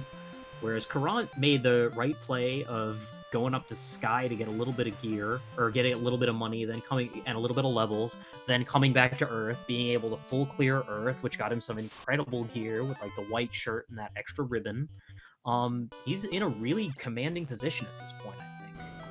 Yeah, I don't know if it's quite like, the correct play, but it was something that, is more top of mind for us rather than, selling a ribbon. But selling that ribbon could have been, could be a difference. I think it's just unfortunate the volcano really bounced him. That being said, this mage stick doing some damage for him, doing some work for him here. So, hey, Caront, you just got the canoe. Use it. You can get through those rivers. Also, oh god, yeah, I make that mistake too. oh, I know, you get on autopilot, right? You're like, oh, I don't have the canoe, so I will dodge this. Also of note, the step that you walk onto a river tile and off of a river tile, you also cannot get encounters. So you can save a few more encounter steps by walking over those rivers. So not only is it faster as a bird flies, it's also faster in terms of the number of encounters you'll get. The more you know. Caront, meanwhile, looks like he also wants to make this volcano or ice cave check. Ice cave turning up nothing, but still the incentive location to take a look at here. And luckily he will not have to go through it. Yeah, luckily we'll not have to go through a second time with exit though. Walk strats being employed. Gotta respect that. Ooh, no cast of Lit 2 left. That's unfortunate. Yeah, Mage Stick you hate to see unrunnable Sahags when you've got nothing to sweep them right with. Yeah, the Sahags, actually I don't think this exact pack is that, but the Wiz Sahags and the Sahags in C are always unrunnable because they are actually the opposite side of the same coin of the pirates, the Bicky fight. Now. Ooh, the slab, eh? Well, that's, again, it's technically an incentive item, but it's also something that we can't do anything with until we get that floater. Yeah, so ice not paying off, volcano we know is empty, so at this point, Mirage, C, or sorry, not Mirage, Ordeal, C, or Waterfall is going to be having what we're looking for, is pretty much all of our other chests have been checked. Yeah, though, we also haven't found any of our whammy items, the opal armor, the, Thor's hammer, or the, I forget what the third one. The opal bracelet, the Thor's hammer, and the power bonk, the power gauntlet. Power bonk, right. Which of course casts Saber. Now, there's a high chance, not guaranteed of course, but the slab and the bottle have a higher probability to turn into one of those whammy items, as they're often at the end of these like kind of progression chains. So, you know, there's still a probability of them there, but we still do have 2 loose items in the world, plus those 2 incentive dungeons. So lots of checks left, and at least one of those 4 locations will be the floater. It certainly will, though it is also possible that we don't technically need a floater this seed. Yes, absolutely, because the only required items left to beat this seed are the key and the loot. And those could easily just be, you know, waterfall or deals, and then we are in go mode. We certainly would be. Though I imagine one of those will end up being, like, the crown, which will lead to something. Because that's also an incentive location that we haven't checked. Yeah, the fetch items can kind of turn up pretty much anywhere along the way, so we won't really know until we get one of those checked.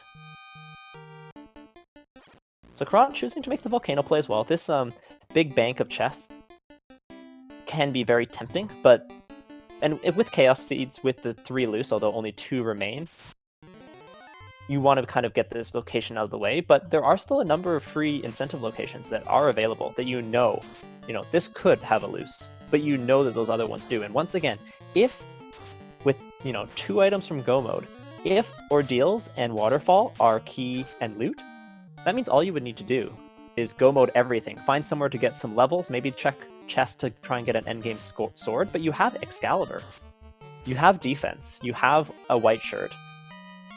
Well, Mageius has Excal. Excal was in Volcano, so Caront does not have it yet. Right, so, you'll be checking a few more chests, but when you're 2 items from go mode and there's 2 incentive locations, that's a fairly substantial risk that you're running if those 2 items just happen to be go mode items. Also, if Waterfall just happens to have the floater, that speeds up everything. The floater is very much a catalyst type of item. Not only does it unlock 2 other locations, which they have the fetch quests for, it also just makes you go faster around everything, dodging encounters, moving more quickly. Plus, it'll let you class change, and it'll help you get some of that end-game gear, like equip that Aegis shield. Absolutely. I can kind of understand why Caront would make this play, though. I mean, at this point, he's at a much safer level than Mageius was, so it's not like... he probably feels like he can safely clear Volcano, and Volcano is one of the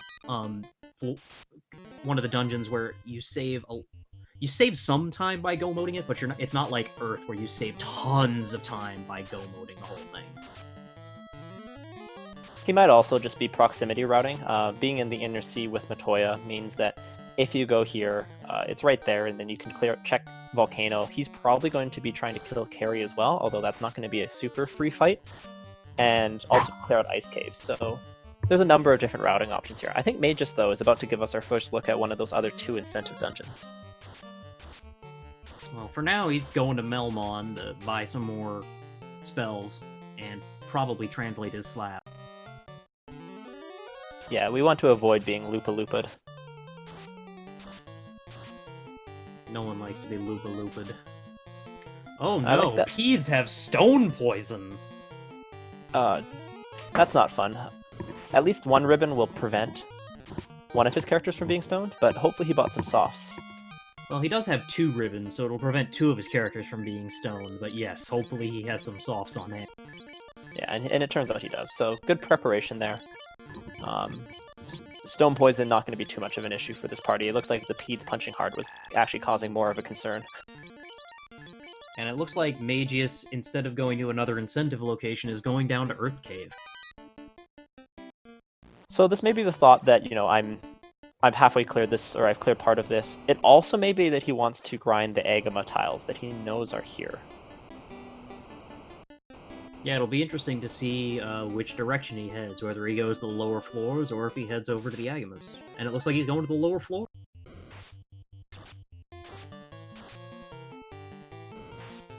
So Earth does have a reasonable number of chests, but they just are very far apart, and they are out of the way. So, you know, some chests you can kind of just take the path that you need to go down to get to the boss. Earth's chests are not like that. If anything, some of them are in the opposite direction.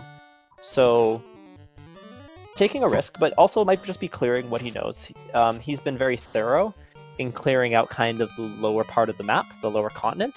Once he clears this out, he will have, other than a few chests in Marsh, and all the key locks, he will have cleared out kind of, you know, Volcano, he'll have cleared out Ice, he'll have cleared out Earth. He's turned in the Ruby, he's turned in the Crystal, he's turned in the Herb, so he won't have to necessarily come back here for a while. So there is some proximity benefits here.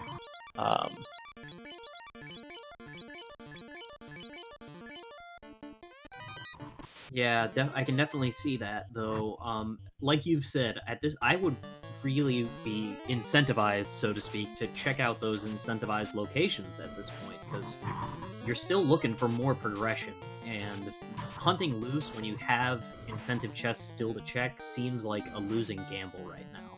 Yeah, but you know what? When you're in the race, you've been banging your head against the wall. You might be thinking, you know what? Maybe I want to get some levels so I can see if I can find warp at level 7 before I do ordeals and various other things. So we have a quad 6 money chest in the hairpin. That's interesting. There's a lot of things that are going on in a race at any given point. So every decision, you know, has reasons behind it, and oftentimes the most crazy decisions are the ones that pay off. Unfortunately for us, or unfortunately for Mageius in this case, we just know what's in Earth. So it's very easy for us to say, oh, you know, Earth, get a defense and a white shirt out of it and a ribbon, but not much else when they're still looking for key items, progression, and the floater. I'm also team never Earth, so... Ah, yes. I just find that it, like, even when go moding it, Earth just feels like such a slog that I would rather not be there. Yeah, Earth, not a fun dungeon. A lot of the chests have mandatory spike tiles, like this room, there's one at the bottom. And as I said, they're just a lot of steps out of the way, which is always a little bit annoying. But both of our runners, one big benefit that is starting to happen here is they have been gaining some levels. These dives have been getting easier. So those are all positives for our runners at this point. They certainly are, and you know, we are starting to see progression here now, about an hour and a half into the season. We've got Norb lit, we're surviving, we aren't like constantly in danger. Caront correctly remembering that the Ice Sword is indeed better than the Flame Sword. So, switching Looking that out, forward so... to swapping it up again in a second when he gets his second Ice Sword. Absolutely. So we do see a small problem though, with just with this very limited amount of sweepers. Running out of sweepers here, he will be very happy to be finding his Mage Staff on the Agama floor, as that will help a lot with just clearing out some of these trash mobs that come in large numbers without having to burn valuable spell slots. Yeah, that's Mage Staff being able to cast Fire 2 is going to just be a huge for him in getting stuff out of his way when the only sweeper that they've got currently is Lit 2. Yeah, and he did pick up Fire 3 at level 6, which he should be getting his first charges of relatively soon, I think in 2 or 3 levels. So that will come online, but still not something that is ideal. Man, Ordeals is just on my mind. I'm just like salivating. I know, we want to see what these incentive chests are so bad. So yeah, Caront gonna keep going down. With the way that he's playing right now, I definitely anticipate he will be going all the way down to carry. Those Ice Swords gonna be a big benefit for him here, making sure that he can swing, and with some fast and tempers he should be able to get out, but carry known to hit hard, so we'll have to see whether Caront goes for defensive strats or just speed and power. Yeah, it'll be interesting to see. I mean, he is in his mid-teens for levels, so he should be able to take on carry, but you can never count carry out. Yeah, carry 1, a surprising gatekeeper. More so because of the fact that some people are going to Volcano very early. If you get an early canoe from King or Sarah or Bicky, you can be heading to Volcano at level 6. And, even by the time you do a little bit of peed grinds and stuff like that, fighting carry at level 10 is not a fun time. But there's a big difference between fighting carry at level 10 and fighting carry at level 15. Yeah, absolutely. Picking up an Opal Gauntlet. Unfortunately not going to be equipable quite yet, but worth a good chunk of cash. Yeah, it sure is. But still not like anything we're worried about right now. So we've got our... Go ahead. Oh, I was just going to say, those Red Hydras, I always like to see them. They tend to have low HP and pretty good experience for how dangerous they are, so low that the Black Mage was able to punch it to death. Maybe we will see Cat Claw strats. But yeah, right now we've got these runners just kind of re-going over the territory that the other runner already did. So for those of you just joining us an hour and a half into this seed, this is the Final Fantasy Randomizer Spring 2020 Monte Chaos Casino Tournament. Thank you for joining us here on Speed Gaming 6. Please, if you have a chance, follow our runners, Caront and Mageius. Follow my co-commentator, Jap, who's also our tracker for this evening. And follow Speed Gaming.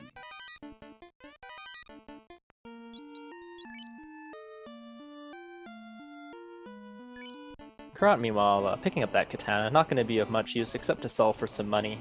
The katana, actually an excellent endgame weapon, it's got a pretty decent attack while also having a great crit rate, so a good weapon for a ninja, but no ninjas here, so not good for anything but money. Yeah, and at this point, I'm not sure that Caront has like that much of a need for money to worry about the katana. I mean, if it went into his inventory, great, but if not, then it's also not a big deal to leave it behind. Yeah, it would have been nice to find while they were trying to save up for bottle money, but right? Or sorry, for crystal money, but there's that Mage Staff. Yeah, and this is always an interesting part of the game. You're trying to save equipment for the when you promote, but also trying to make sure that you have what you currently need. So, this is when having something like a nun is actually quite convenient, because you can just, shove a bunch of items on them. Or, in my case, often it's a thief. Just a dead thief who carries my items around for me. Yeah, it's another thing thieves are useful for. And if you're able to promote them early enough, swinging around one of those katanas, which, as you mentioned, they don't just have an excellent crit rate, they have a crit rate tied with the Vorpal, making it the highest crit rate weapon that you can get. And it just has significantly more attack power than the Vorpal, so it's just strictly... Caront picking up his Excalibur, so he now knows where that is, and even more incentivized to promote if, an Aegis Shield and Opal Gauntlet, Opal Helms are not enough reason. But I think they'd want the floater anyways. I don't know about you, but, flying is definitely better than walking. I concur. Even if for no other reason than just the speed at which it moves, it's so much faster than walking or even a boat. I also have such positive associations with the music.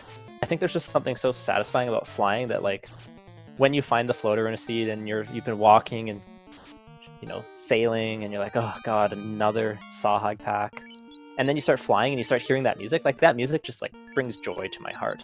You got that music going, and while that music's going, there are no encounters. It's just like a double whammy. You're going faster, you're not getting encounters. It's just magic.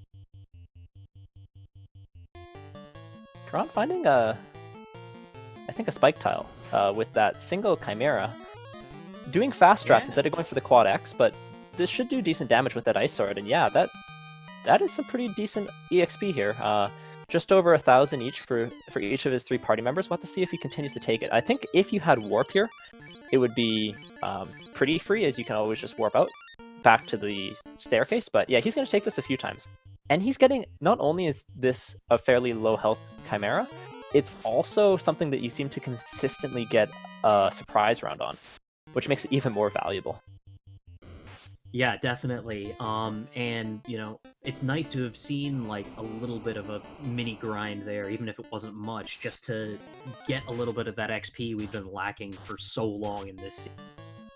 Yeah, so Caront gonna go take on Carry. This Cerebus doing its best to slow them down with both Trance and Frost, but luckily when it's only a single one, not nearly as dangerous as when you get the quad pack. Definitely not, and he was able to get away fairly quickly. Mages continuing to go through Earth. Once again, we've talked at length about this, almost as long as this dungeon is, but it's not a fast place to go through. These chests all out of the way. Will get a ribbon for his trouble, which I think he's already gotten, and a defense sword and a white shirt, so not all bad, but meanwhile, Carry punching hard. Carry doing as Carry does. And Carry is pretty absorby, considering that fighter just did 3 hits and 3 damage.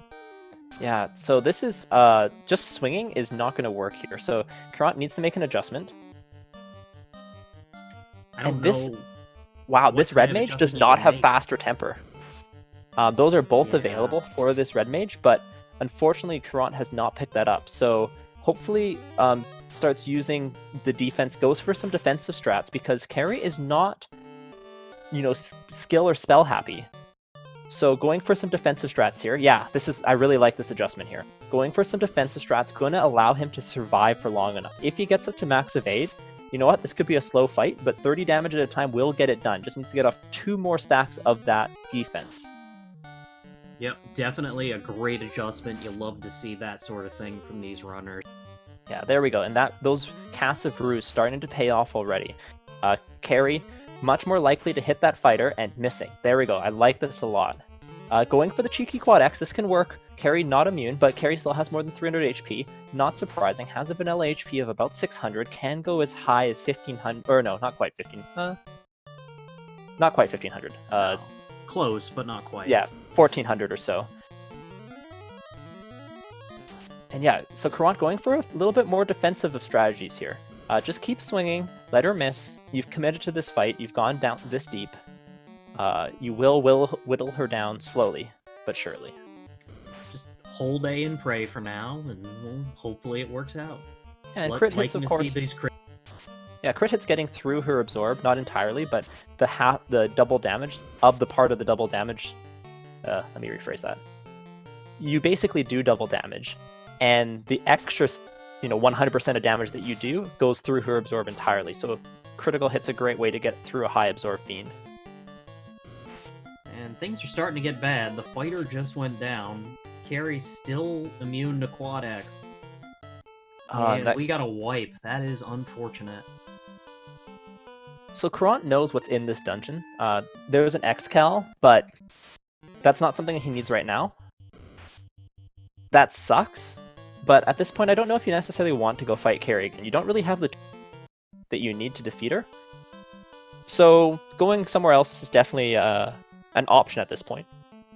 And it looks like he's having a long thought about that and makes the same decision that you just came to.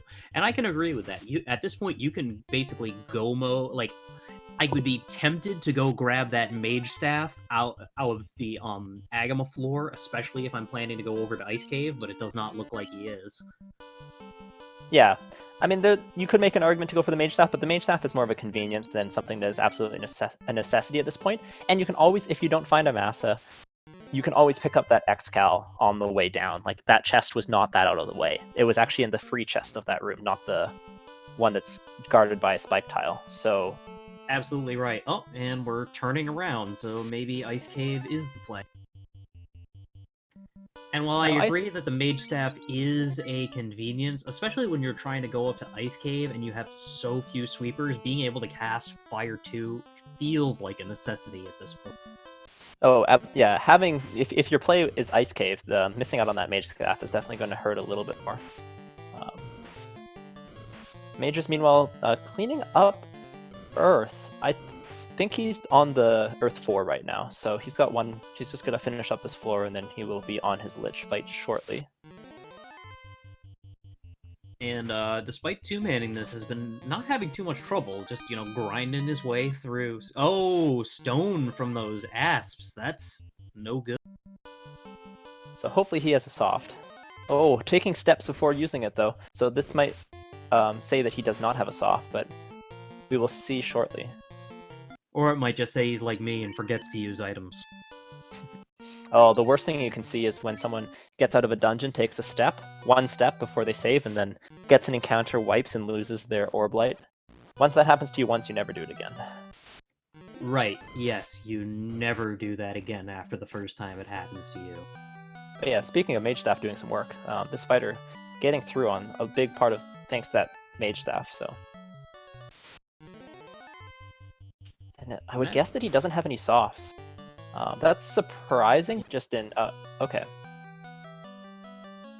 Yeah, I gotta figure he doesn't, considering he just reset out after that happened.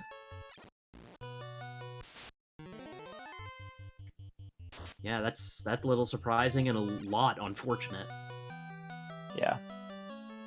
Softs can be expensive in the early game, and, this is definitely a seed where money was at a premium. So... it's just a little bit unfortunate at this point. Yeah, softs were about 300 this seed. I try and get at least one as early as I can.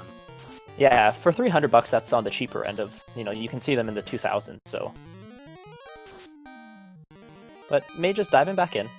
He is not a man to be stopped.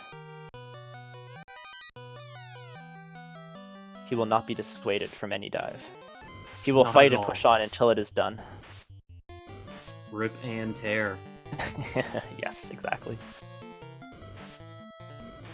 And Caront, dealing with a gigantic pack of ambushing ghosts.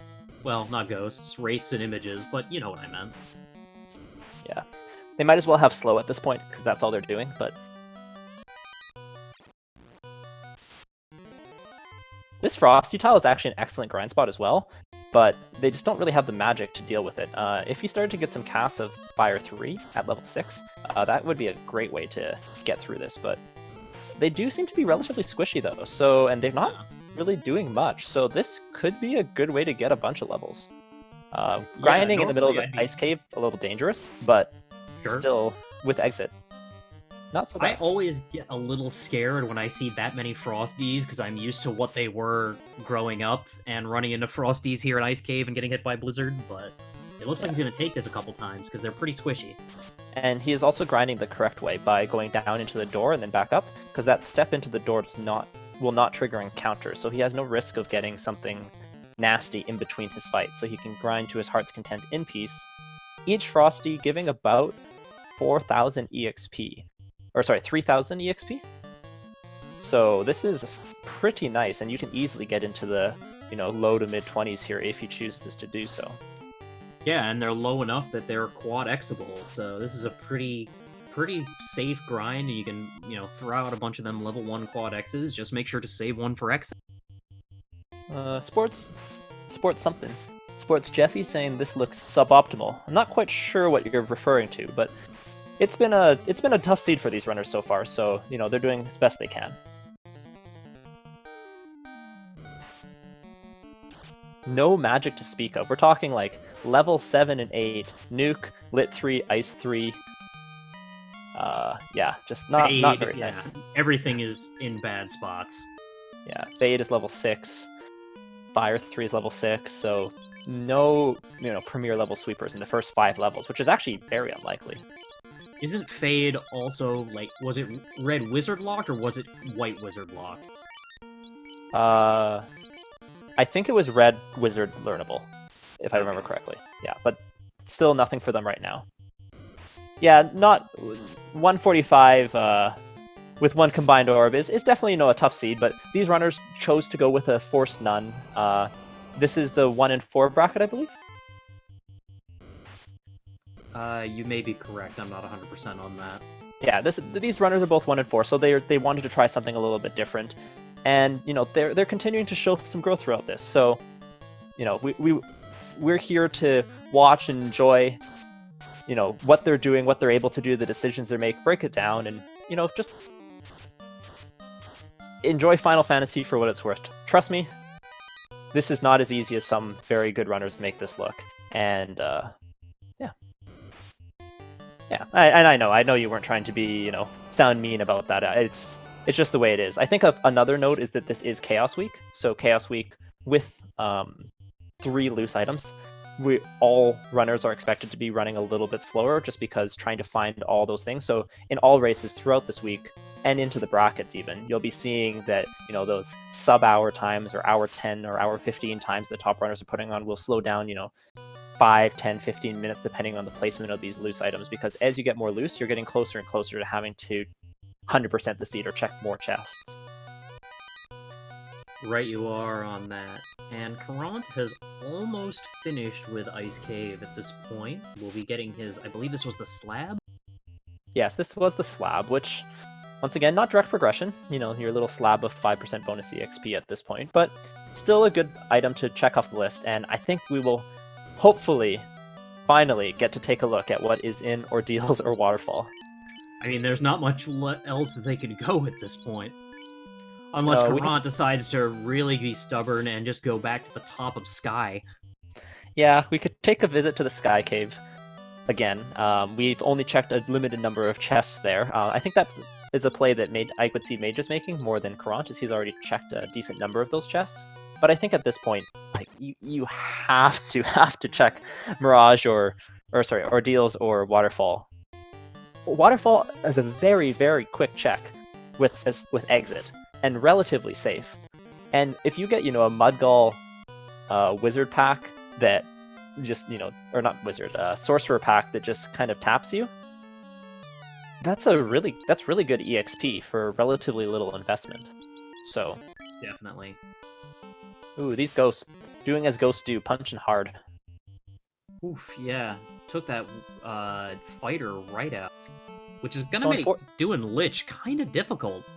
Yeah, unfortunately, these spike tiles are avoidable in that room. You can get through it without stepping on any. So I'm not sure if he's taking them on purpose or if he just hasn't quite memorized that room. Is fairly common amongst newer runners, as once again, full clearing Earth, not something that you do every day. And definitely not something that you want to do every day. Yeah, I mean, at this point, I might be checking those spike tiles just to see if, like, maybe we can find a third eye grind there, but yeah, unfortunately it didn't pay off, and it caused Mageius to have to reset out. Yeah, and those grind tiles are duplicated from other locations that have already been seen, so you wouldn't be finding a new grind there in particular. Fair enough. Yeah. The best place, once again, if you are familiar with the vanilla game, the Hall of Giants is alive and well here, and checking, there's 3 or 4 different unique spike tiles on the first floor of Earth 1, so they've already been checked, and there is a nice Agama grind tile there, but that is, if you're looking for levels, that is a great place to get started on. Absolutely, though, even at these mid-teen levels, those Agamas were kind of hitting like trucks. Yeah, for sure. But they will provide very nice EXP, almost the same amount as those Frost Dragons. So, definitely an option to come back to if you need some late game levels. They're right there, quick to get to, quick to grind. You got exit, so if they wipe on Temple of Fiends Revisited, they can always go back. Absolutely true. So May, just remembering what's in some chests now, so it doesn't have to check everything. Looks like he still does not have any softs. So that fighter... Oh no, he does, okay. Oh, he So had he a couple softs. He must have used them up when we weren't looking. Yeah, last time. before. So able to get that fighter unstoned. And Caront sailing the high seas. We will see where his next destination is.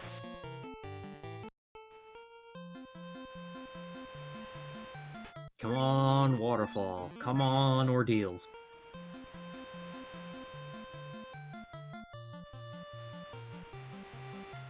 Take us to an incentive location. Maybe one of those incentive locations will have another loose item. Who knows?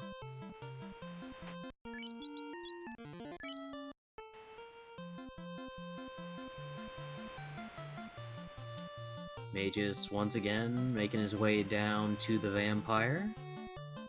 Say hello to the vampire. Say Quad X to the vampire. Say Brack to the vampire. Say Ice Sword to the vampire. Pick up that defense sword for the second time.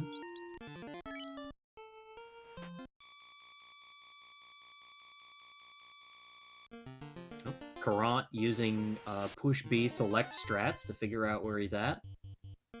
I respect that. Myself. That is a respectable strategy if you're getting a little bit lost. I especially do that while I'm in the boat because I don't sail the seas often enough to know where everything is. Yeah, and Quad X, of course, you mentioned that he used it on the vampire. The Quad X will not work on the vampire. If you're trying to remember what Quad X works on, just think: is this thing alive in any definition? If the answer is that they're undead or that they're a robot, Quad X will not work. There's a couple other things that fall outside of that, but that's kind of the best way to remember it. This game is quote unquote loosely based on D&D, so if you apply a lot of those principles, you will get a long ways. And I think Mageius, come on Mageius, yeah, there we go. So he dodges the rest of those spike tiles, gets out with that ribbon, and we are good to continue onwards. Yep, and Caront is in Ordeals.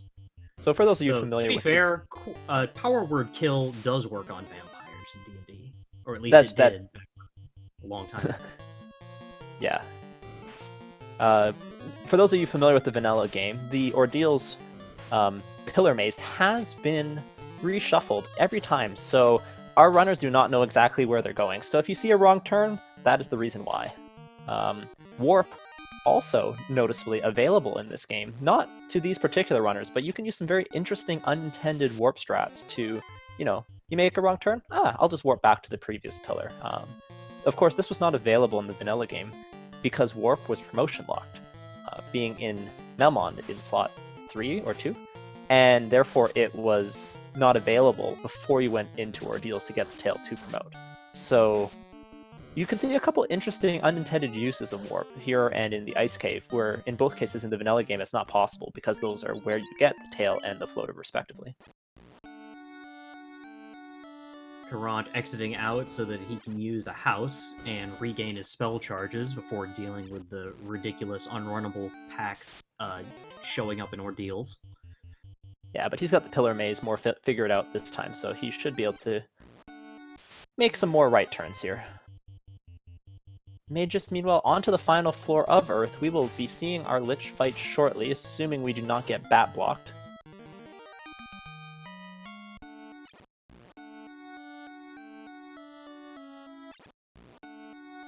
So that chest in that room in the top right, they're also linked to one of the chests on the top floor. So if you're wondering why, if you're remembering there was being an item there in the vanilla game, you're correct, but you do not need to check it in the randomizer unless you're looking to hit the spike tile. And technically, you don't need to check it in the base game either. Speaking of the base game, do you like playing the original Final Fantasy but wish it had some of the fixes, like corrected weapon stats or weapons actually hitting the weaknesses that they say they're supposed to hit? The randomizer has an option called Improved Vanilla, so you can play the original Final Fantasy as it was actually intended. So Mageius using some Quad X once again on an undead, so that will not work. However, Quake will, as Lich is not immune to Earth. However, not a super high hit percentage. Best way to kill Lich, just punch him till he's dead. He only has 400 HP base, so nothing too hard to take down. And with that, at the hour 56-minute mark, Mageius has lit his Earth Orb. You'd love to see it. It's about time we get some more orbs lit, even if it is the same orb we already saw lit on the other side. Meanwhile, Caront, about to check out what is in our deals. Will it be the floater? Will it be the power bonk? Will it be the Thor hammer? Oh! Did you see what I just saw? I didn't. I was looking at Andrew Weir's question about the promoted Black Belt's magic defense growth penalty being considered intended. I believe that is still the case. Yes. So, okay, let's quickly touch on what Caront had. So Caront just found the power bonk. And now, of note, that is a fantastic thing to find, but even more of note is the fact that that is an incentive item. So while it's not a key item, it does count as one of the 3 loose. So that means that we only have 1 loose item remaining. So each chest, less likely to have that loose item, and it's more likely for us to be finding our progression in one of these 2 incentive dungeons here. Oh yeah, that's a fantastic thing to find at this point.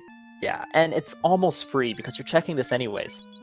Yeah, to answer your question though, Andrew, the promoted Black Belt's magic defense growth penalty, so the Master's defense, for those of you people who are unfamiliar, the Black Belt has a base magic growth of, I think, +3, and the Master's is only +1, so that actually makes you not want to promote your Black Belt into a Master until he is as high level as you want him to go. In the randomizer, you can choose to keep that being the case, or there is a quote-unquote fix where the Master gets +4 magic defense to not punish people who promote early, but that is a fix that is a different bug fix than all the other bug fixes. It doesn't even fall under the quote-unquote bug fix category. Just a different way of playing. You can also play with inverted, which is even more interesting. Where your mages get more magic defense than your fighters, which kind of makes sense. And Caront pulling the Adamant out of Ordeal, so yet another fetch quest. And unless that Adamant turns into the key, we have like a quadruple dip dwarf cave, which always feels bad. Right, we dipped once for the canal, again for the TNT, and then it will be dipping again for the Adamant. We'll see though, so there's always a debate here whether or not you should turn things in right away. I think here you definitely do proximity check to Waterfall first. And then... I was going to ask you that, and I agree. I think at this point, the proximity check to Waterfall, especially with how quick it is a little more worthwhile. Yeah, I think I would also be tempted to do left side C, but I would skip Mermaids to, get C out of the way. It's something that you're going to have to beat. The chests aren't too out of the way if you just do left side. And, you're still looking for a Massa. We're still looking for 1 loose. So I think, that left side C, and then you go turn in... So Waterfall, left side C, and then turn in that Adamant would probably be my plan here, but we'll see what the runner does. Well, it definitely looks like Caront's going to Waterfall. Yeah. Might want to save or get some items first, and that's totally acceptable. Medusa's in no way tied to the Gur Medusa script, so not necessarily going to be nuking our runners into tomorrow here, but Sky, for those of you who were not here, Gur Medusas have nuke. So that is not fun.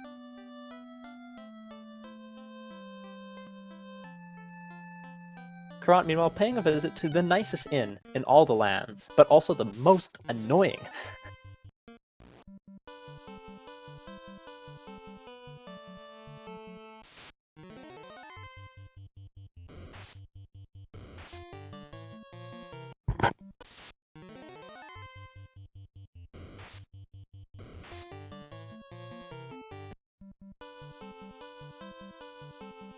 So it may just retreading Caront's steps, but we will get to see what's at the waterfall here.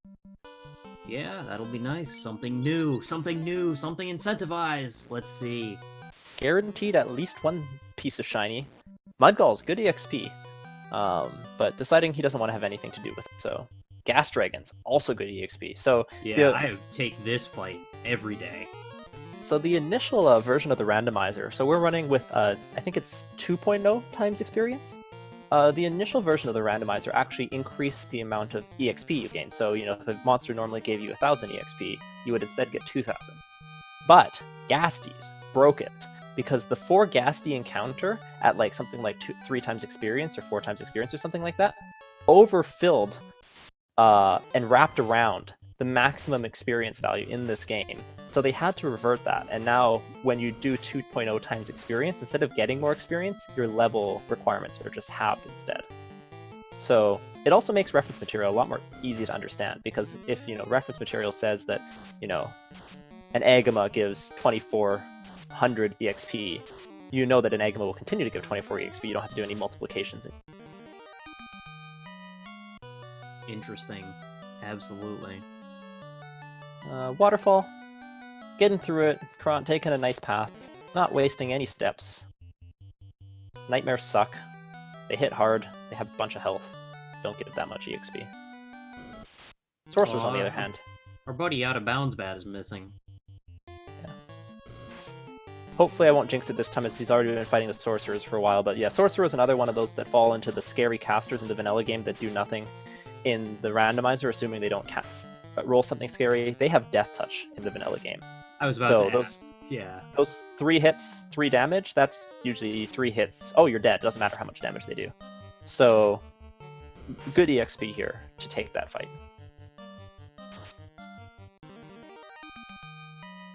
We had a massive frost pack in beginning of in the spike tile here in the water. And a big chunk of money and a crown. Okay, so we have double fetch quests from the 2 incentive locations. This could change the math on whether or not you want to go to C or not, but we'll see what Caront does here. I'm not for sure. Me, that would change the math, especially because you can just, with the canoe, you can just park right there, turn in the crown, immediately turn in your adamant. That's 2 more incentive locations versus hunting a loose. Yeah, so that's a tricky one. At this point, there is a 2 in 3 chance that you have the floater, quote unquote, have the floater, because the floater must be one of those 2 items, or it's the loose item. So if you get the floater, coming back here, yes, you have to rewalk, but it's not too bad. So I think there's an argument to be made either way. I'd be curious what people in chat think what they would be doing at this point.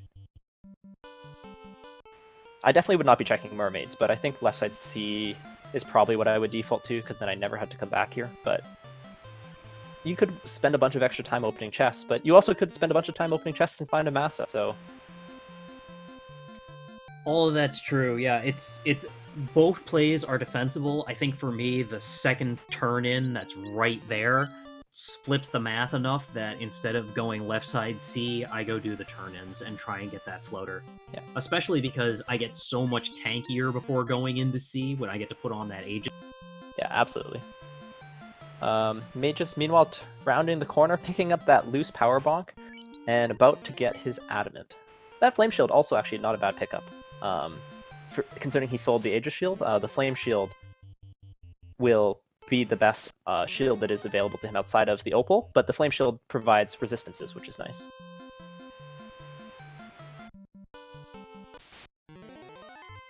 And Caront about to show us what that crown gives us, assuming you can get away from this ogre. Yep, using the canal dock, which is always nice.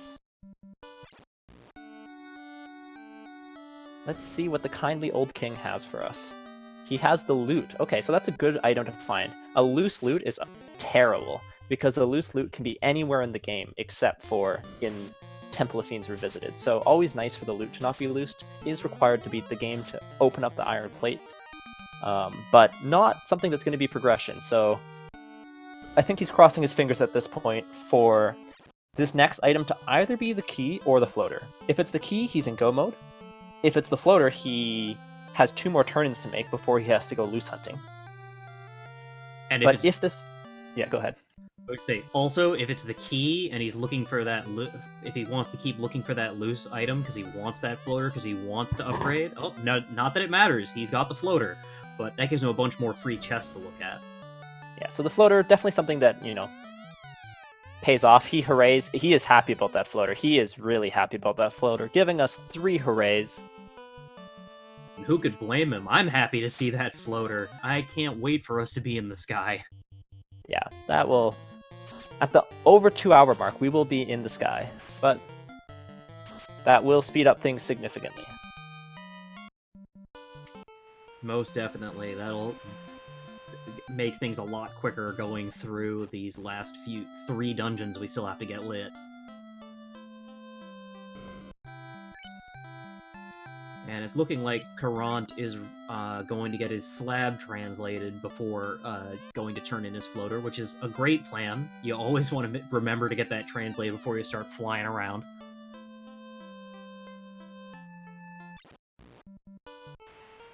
I forgot one too many times. Yeah, the walk to Lefane is long and painful, and you really don't want to be going there doing it twice.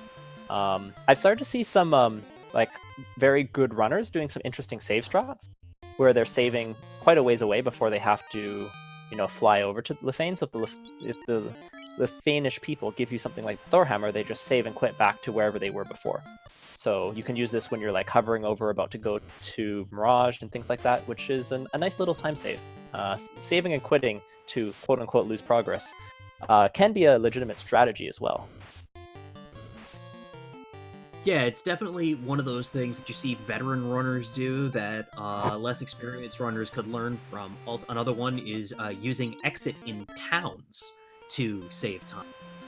Yeah, or warp. Exactly, same principle.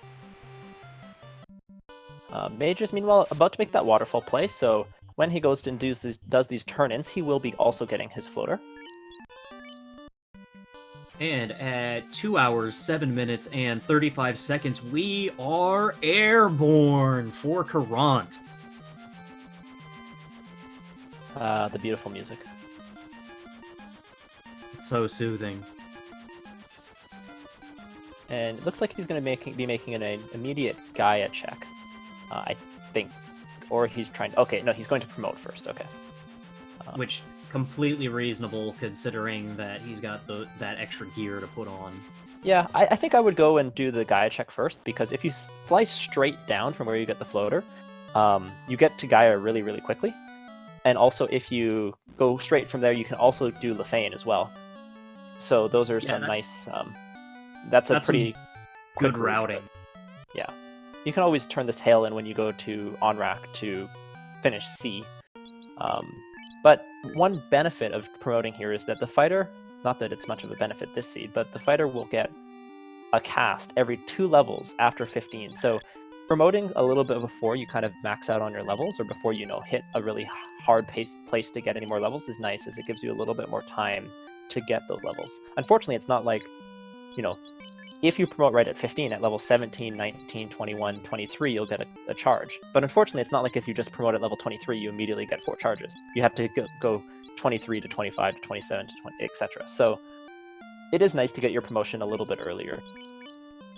It certainly is. And also, those spell charges, though, don't matter too much, because there wasn't a lot of impactful white magic that they could even learn in the first 4 levels. Yeah, exactly. Yeah, unfortunately, the red mage cannot use that ice armor. The ninja can, though, so that is where that is often a pretty common trade-off. Your knight gets your dragon armor and Aegis shield, and your ninja gets the hand-me-down flame armor, ice shield, or vice versa. So, something that's a small time save that you can do there is move your castable items into the first slot, as it just saves you a little bit of menuing. You'll see that oftentimes people leave their power bonk, the white shirts, the defense swords there. Something else that could save time here would be casting Exit from Bahamut rather than taking the long walk out. Man, we're just getting no magic luck here. Ice 2 at level 7 in Onrak is the only thing of note other than Bane, which is an AoE version of Brack, but has a lower hit percentage, so not especially useful, as one of the primary uses for Brack is to take out Tia and Kraken. Especially Tia 1 and Kraken 1 in particular. But Mageius gonna do the C play before he goes and turns in his gear, which I think is totally reasonable. Meanwhile, Caront checking out the free chests in the Cardia Isles. This is another really good place to use the warp and exit strats, as not really having any major cost. Another strategy that we've seen here is the use of using a tent when you're still in the air on your floater, and then just exiting out without saving, which gets you back in the air and lets you get out of here real quick if you don't find something you're looking for. Yeah, that's a strategy that I would probably be implementing at this point, because, I mean, like, your gear that you're finding here, like, you know where Xcal is, you might find Massa, but odds are you're going to be finding a whole bunch of duds, so it's not like you're likely to see something that you super need to keep. Yeah, I mean, at this point, I think what's worth keeping would be a black shirt. Oh, there's a black shirt. Speak of the devil. A black And he shirt, shall a Massa. appear. A black shirt, a Massa, a loose item, obviously, or the last ribbon. I think those are really the only items that you're really looking for at this point. Definitely. And again, if you don't find a loose Massa, then when you're going back down through Volcano, you can always grab that Xcal. Yeah. So the black shirt having the same absorb, or what other games call defense, as the gold bracelet. However, it also casts Ice 2, which usually at this point in the game is not that big of a deal, but at this point it's honestly the best sweeper that they have available to them, other than Fire 3 at level 6. So definitely a bigger deal than it may be in other seeds. It also offers resistance to ice magic, I believe. Oh, hello! We have a loose key at Mermaids, so Mermaids required! Oh my goodness, thank goodness I'm not running this seed. That is probably the absolute last place I would be checking to find that loose key in Mermaids. I was going to comment on the fact that Mageius decided to do Mermaids first, over doing, left side C. A lot of the time, even if people plan to do Mermaids, they'll clear left side C first, because if you do happen to find that final loose in Mermaids, if you do happen to find the final loose in left side C, then you don't have to do Mermaids. But in this case, this Mermaids play is going to pay off big time, because Caront's going to have multiple incentive items that he can turn in, which are all going to lead to nothing. They're going to lead to the Thor Hammer and the Opal Bracelet. And the Thor Hammer, well, somewhat useful, not exactly what you're looking for. And the Opal Bracelet, once again, well, nice with its 42 absorb, not going to really be what he's looking for, as that key is required to beat the game. Yeah, that is massive for Mageius. Holy cow.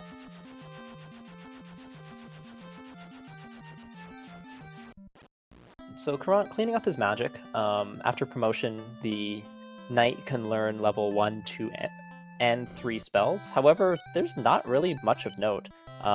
Cure 3, both Red Wizard and Knight locked here, because it is in the Harm 3 slot, I believe. Or something similar to that. 2, I think. Yeah, something like that. Yeah.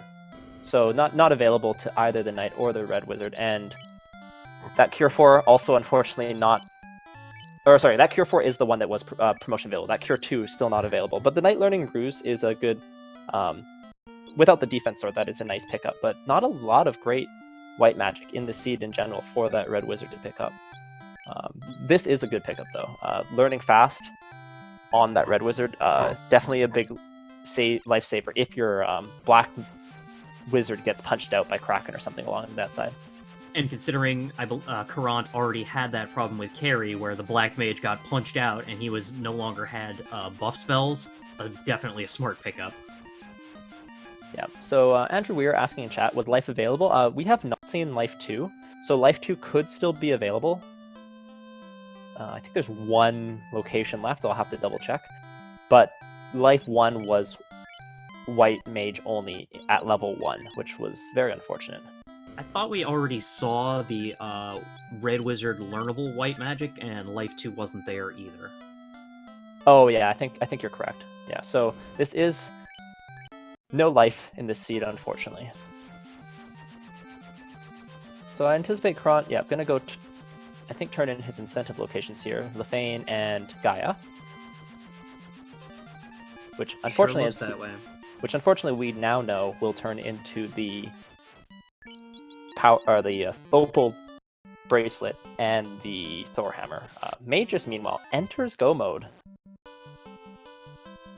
picking up that loot. so now that we know where all the items are necessary for Go mode, let's do a quick recap. Rod and Herb we got from the King and Princess Sarah. Tail from Bicky. The Canal was in the free chest in the Dwarves. The Crystal was a shop item for 62,000 in Elfland. The Ruby was in the top of Marsh loose. The TNT came from the Titan's Tunnel. Cube we got from turning that TNT into Narek. Sarda had a glass of Oxy Ale for us. Matoya gave us the canoe once we gave her that very expensive crystal. The Elf Prince gave us the bottle when we gave him the herb. Not sure where the herb was. Adamant we got out of Ordeals. Crown we got from Waterfall. The crown we were able to turn into the loot. And the key was loose in Mermaids, and the floaters we got from the smith, turning in that adamant. And yeah, the herb was at King and Sarah. So. Oh, so I already said it and just forgot. Yes. I told you, I always forget the herb, even when I've got it. Yeah. So Caront, why don't you check out this level 8 magic in Lefane? This is the last magic that you have available to you in the base game, and this is where you find Life 2 and Nuke. And we have a vanilla nuke. Hey, you can learn that. You just gotta teach it to your Black Mage. There we go. Black Wizard.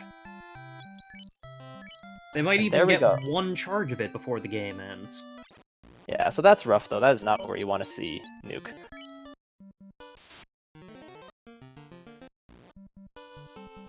Caront, though, using his encounter manipulation. Yep, there we go.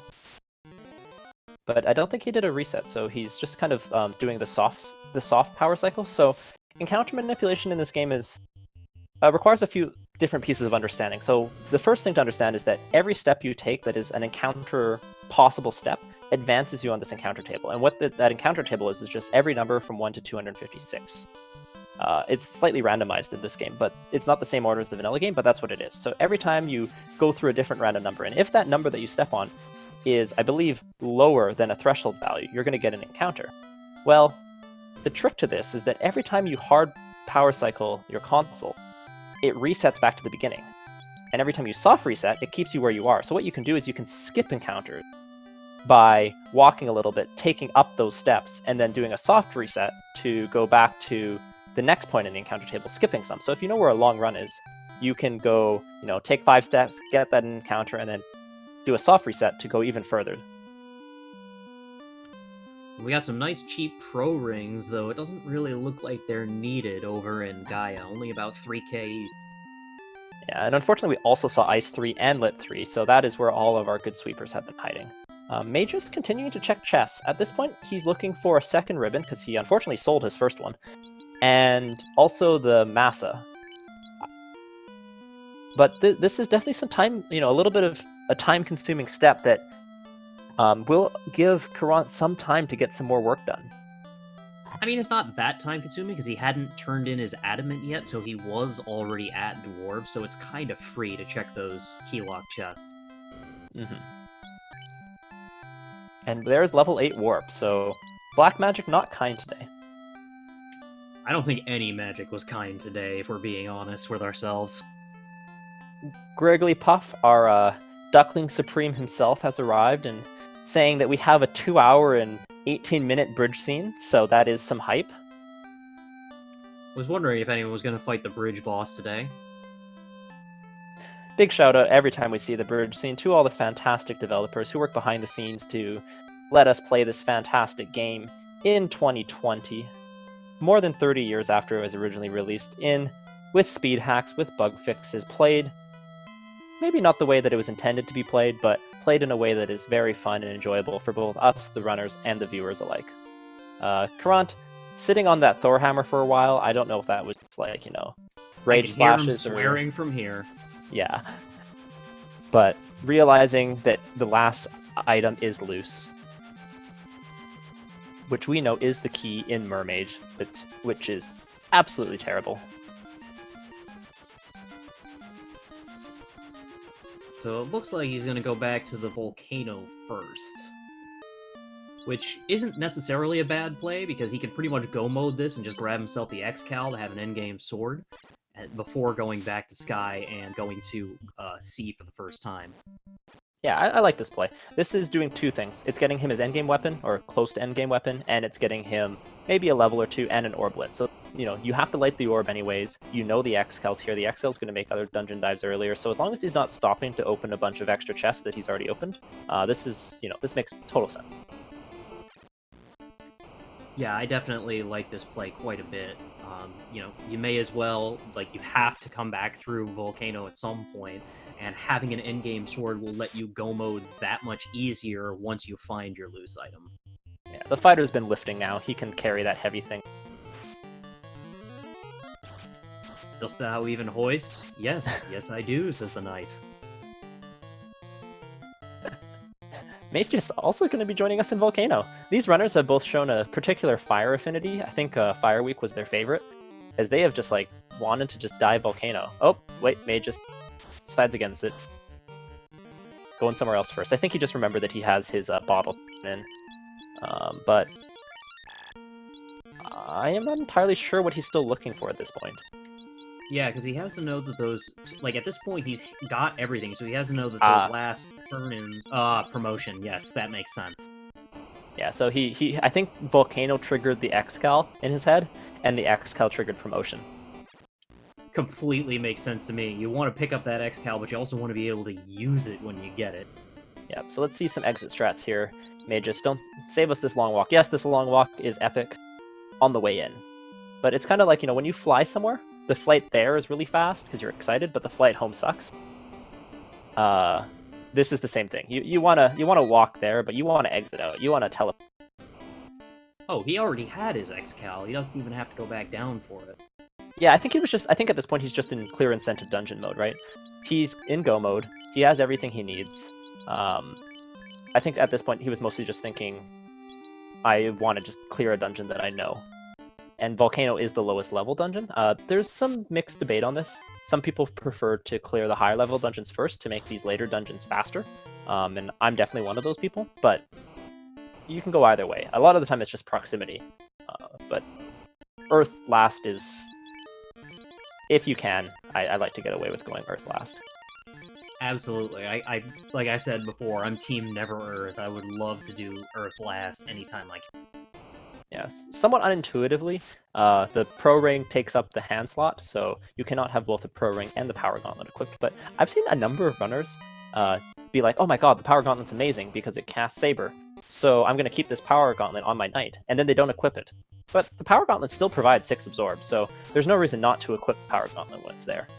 Yeah, I wondered if it was something like, yeah, it gave you a little bit of Absorb, but got rid of, like, some Evade or something that made people not equip it. Yeah, but Absorb is king here because you can buff up your Evade, and the evasion penalty is so minor that you should still almost always equip it. That's kind of the way I thought, but like I'd seen so many runners who are so much better than me not bother that I thought I might be doing something wrong by equipping it. Caront taking on Carry1 for the first time, for the second time here. Yes, going with the power box, going with the power box strats, going with the temper strats, swinging the XL in a lot better shape than the first time he was here. Carry barely even touching him through that much better armor, and we are seeing 8 hits for 686 so damage. So this Carry actually rolled fairly high, so this first fight was going to take a while, because we remember he had hit her a few times, and Quad X was not getting through. At this point, I would expect Quad X to do the trick. Carry punching out, but not even taking out this Black Mage. Black Mage getting with chip damage, Ice 3 doing almost nothing, 35 damage, 6 hits, 7 damage, doing its best Warple impression, but 8 hits, 686, that tempered power bonk, X-Cal fast. He's got everything, taking out Carry1 with no real problems. And with that, Caront lights his second orb. At 2 hours and 24 minutes and 30 seconds, roughly.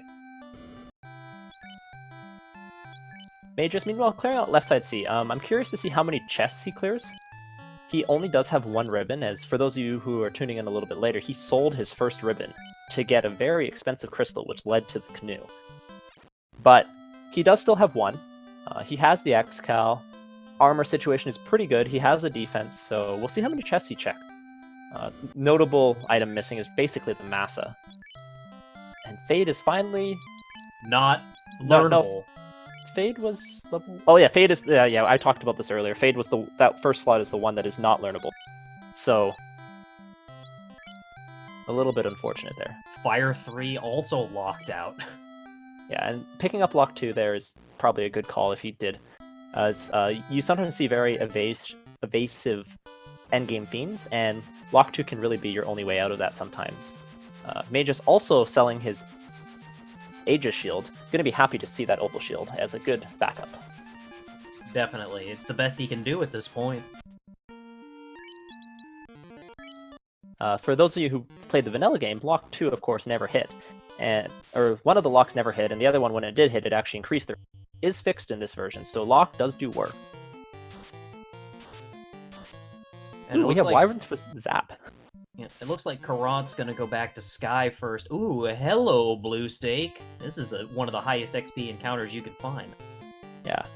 Very resistant to magic, so doing swing strats, definitely a good call here. And we'll see how... Oh, that is a hard-hitting X-Cal. Yeah, I mean, he did fast at first, but still, worth it. Was that off a power cycle? It may have been. I'm not sure. I think Caront's been soft resetting through most of the games, so I don't think it was, but... you know, a blue stake off a power cycle that your fighter can one-hit is a good way to get a fighter up to level 32. Definitely. I understand going to Sky, because at this point it's, 50-50 where you go. Unfortunately, we also know this is not the right play, because that loose key is at Mermaid. Yeah, unfortunately, if I'm in Carant's shoes, the exact play I would make is Sky, clear out Sky, check those loose, then left side C, and then Mermaid, so I'd be last locationing that key, which is just a little bit unfortunate at this point. Mageius, meanwhile, about to take on Kraken 1. Doing his best Caleb impression, trying to take on the Fiend with his butt, but decides against it. And here we go. Kraken 1. Going with the defense strats. So playing a little bit defensively, which can be dangerous against Kraken, because Kraken can punch once and ask questions later.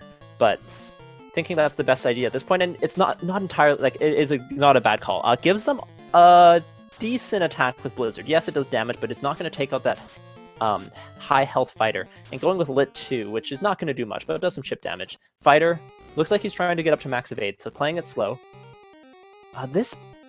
He has not picked up fast. So... Wait. Wasn't it fast like level 1 or level 2? Fast is level 4, but neither his Black Mage or his Black Wizard or his Red Wizard have it, so that's definitely going to make these fights a little bit more difficult. For sure. That's something that I hope he remembers and goes back for. Yeah, absolutely. And Kraken doing as Kraken does, 8 hits, 600 plus damage, that Red Wizard gets one shot. Luckily, the defensive strat's going to do some work. However, it's not going to work forever, as this Kraken does seem to have a skill list as well. So but he's going to Brack strats at this point. Resorting is not really what I would call it too much, because Brack has a 27% chance to hit Kraken, which is extremely good compared to most other fiends in the game, with the exception of Tia 1. So Brack strats are legitimate. Yeah, a legitimate shot there, and he gets out. And he gets to light his second orb, so this is actually turning into a pretty close race, considering there was a time when Mageius was just kind of bumping his head against the ice cave and against the volcano for quite a while. Yeah, I think unfortunately the key difference right now is in the key more than anything else. Our runners are both fairly equally leveled, fairly equally geared, minus one ribbon on Mageius' side, so Topher's, a little bit come see, come saw, but Mageius having that key is going to have a big information advantage up on Caront, as he does not have to open up any more chests that he does not feel like he needs to, whereas Caront needs to open up everything looking for what he knows is a loose key. Good. Mageius has already gone back to learn Temper. Yeah, he realized his mistake immediately and decided to come back here. He was extremely cash-strapped when he was in Elfland for the first time over 2 hours ago, so he's coming back, picking up fast and Temper, I would have to hope. Absolutely. There's no reason not to at this point, and you're gonna need it for Topher. Yeah, absolutely.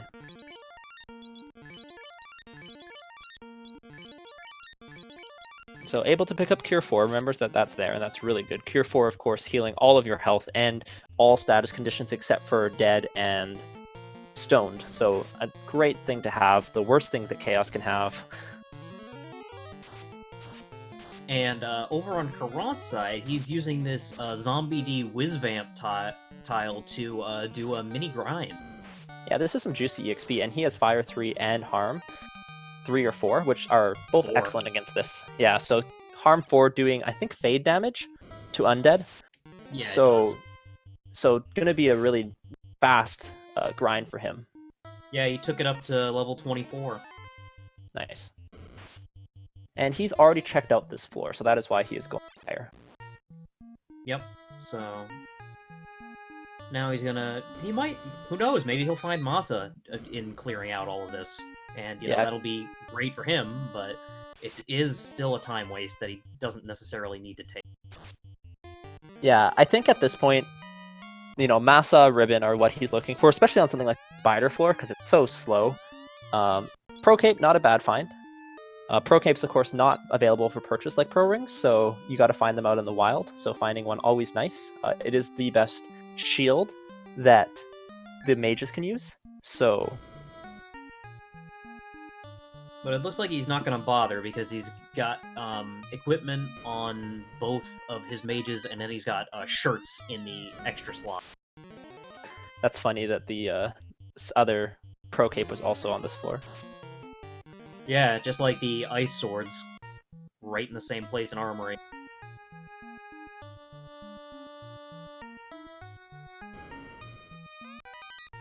So once again, you can save a few steps by going along the bottom there, but Wizard Staff can actually be fairly effective against Carry, as it casts Confuse, and can buy you a free round. Carry, of course, weak to status effects in her first phase. Or Carry 1 is weak to status type, but not really going to be of much use at this point. Nah, we're a little past the point of the Wizard Staff being a viable option. Ooh, those rock goals, punching hard. That was a rough crit from those rock goals. Yeah, Caront correctly wants nothing to do with that fight. Can't blame him there. Anything that's punching this geared up fighter for that much damage, I want out. Magus, meanwhile, clearing out the volcano. He's checked everything he needs to check. He's going straight down. Maybe we'll pick up a little bit of EXP on this RD, Red D, but other than that, going to Carry. Carry should not be causing him any problems at this point, assuming he heals up just in case she decides to punch. The eye encounters in Sky are unrunnable, and I don't think anyone's mad about that. No, but this Nightmare Evil Man pack, a little bit less happy about it being unrunnable. Yeah, you might be a little cranky about that one. So Magus just doing his final preparations for his Carry 1 fight. We saw Carry had a decent amount of HP, but that should not cause Magus any problems at this point. No, not at all. Mageius is significantly more prepared than when we saw Caront fight Carry the first time. Yeah, so going with Temper, he did not pick up fast. I don't understand. Yeah, and also of note, if you are going to, on your first turn, always cast fast first, as it is a damage multiplier, while Temper is a damage adder. And of course, you always want to be multiplying before you add in order to get to your peak. Now, that's not the case against, max absorb fiends and things like that. But generally speaking, against most fiends, you want to cast fast first. And when you don't know whether they're high absorb or not, you always want to cast fast first. Yeah, the only time you would not cast fast first is if you've already wiped to a fiend, so you know that they're high absorb. Yeah. Now, Brack is actually poison type, so it is not effective against Carry, though there is still a chance of it hitting her. But Magus taking down Carry at the 2-hour, 34-minute mark, and he is 1 orb away from getting into Temple of Fiends Revisited for the first time, where we will get to see what those fiends have to offer. Yep, Mageius really picking it up after finding that key. Just put the pedal to the floor and took off like a shot. Yeah, I think a couple things came together for our runners here, is that they simultaneously started getting some key items, while also getting levels. He is checking Mirage 1, so maybe not feeling fully comfortable going into Topher with only 1 ribbon and no life casters. I can't blame him for that, because, I mean, not having life casters and only having 1 ribbon, Topher can be real dangerous. We've seen green Medusas with Nuke. I mean, there's some dangerous stuff down. Is it green Medusas or great Medusas? Who knows? Gur Medusas. The mystery of the... It is the mystery of, whatever. Because, I hear people call them gray sharks instead of great sharks. I see them gray imps, and, I've seen them call it, hey, Caront just found the third ribbon. And that is actually an extremely convenient place for Mageius. I mean, it's not perfect. If it was in the bank of 4 chests to the left of Sky 3, that would be the, freest check for him to make. But if he's checking, part of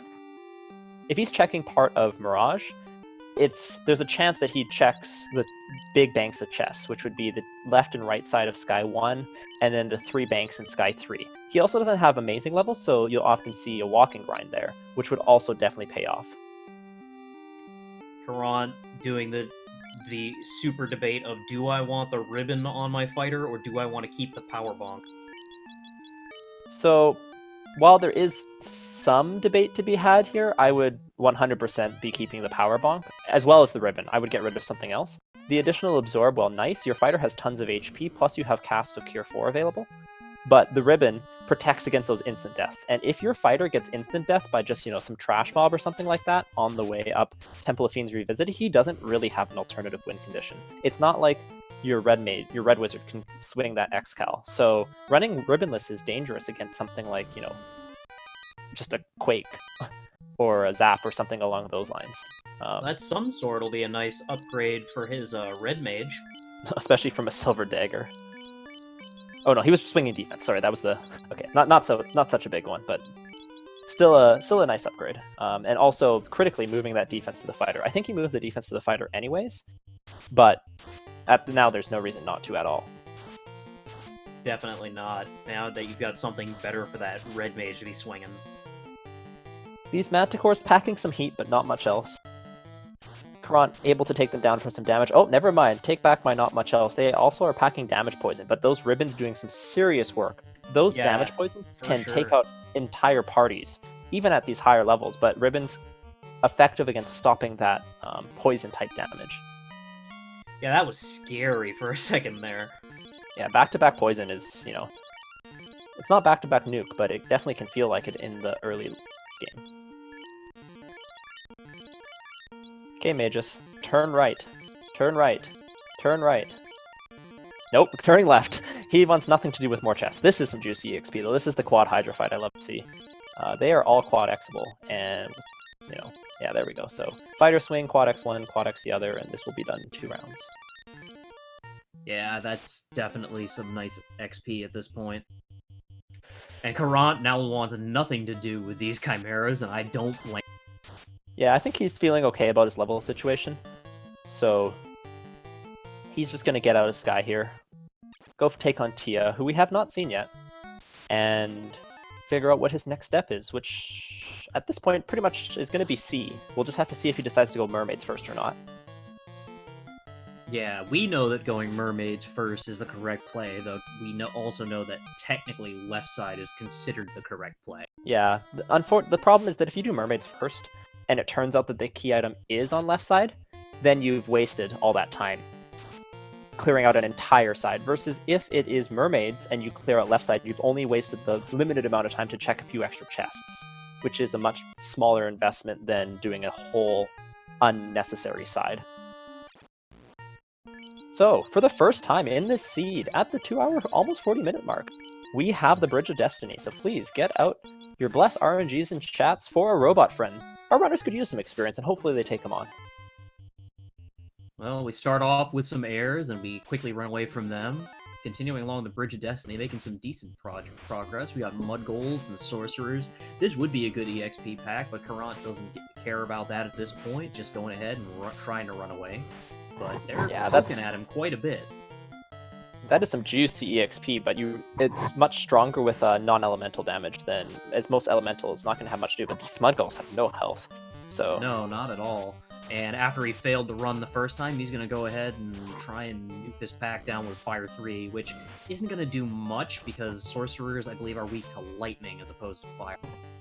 Yeah, and actually you'll see here that this is the difference that go-moding a dungeon versus doing it the long way has, is that Mageius has already caught up pretty much to Caront in this dungeon, even though Caront was in here way earlier.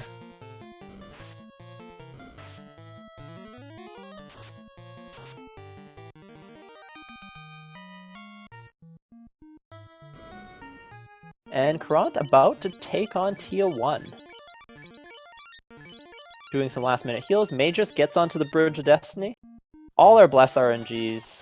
All at once. Once again, doing this play to move his fighter and Red Mage so they're getting hit equally. Running a little bit of a risk of that Red Mage getting punched out with a much lower absorb, but that's okay. And Caront taking on Tia. Going with...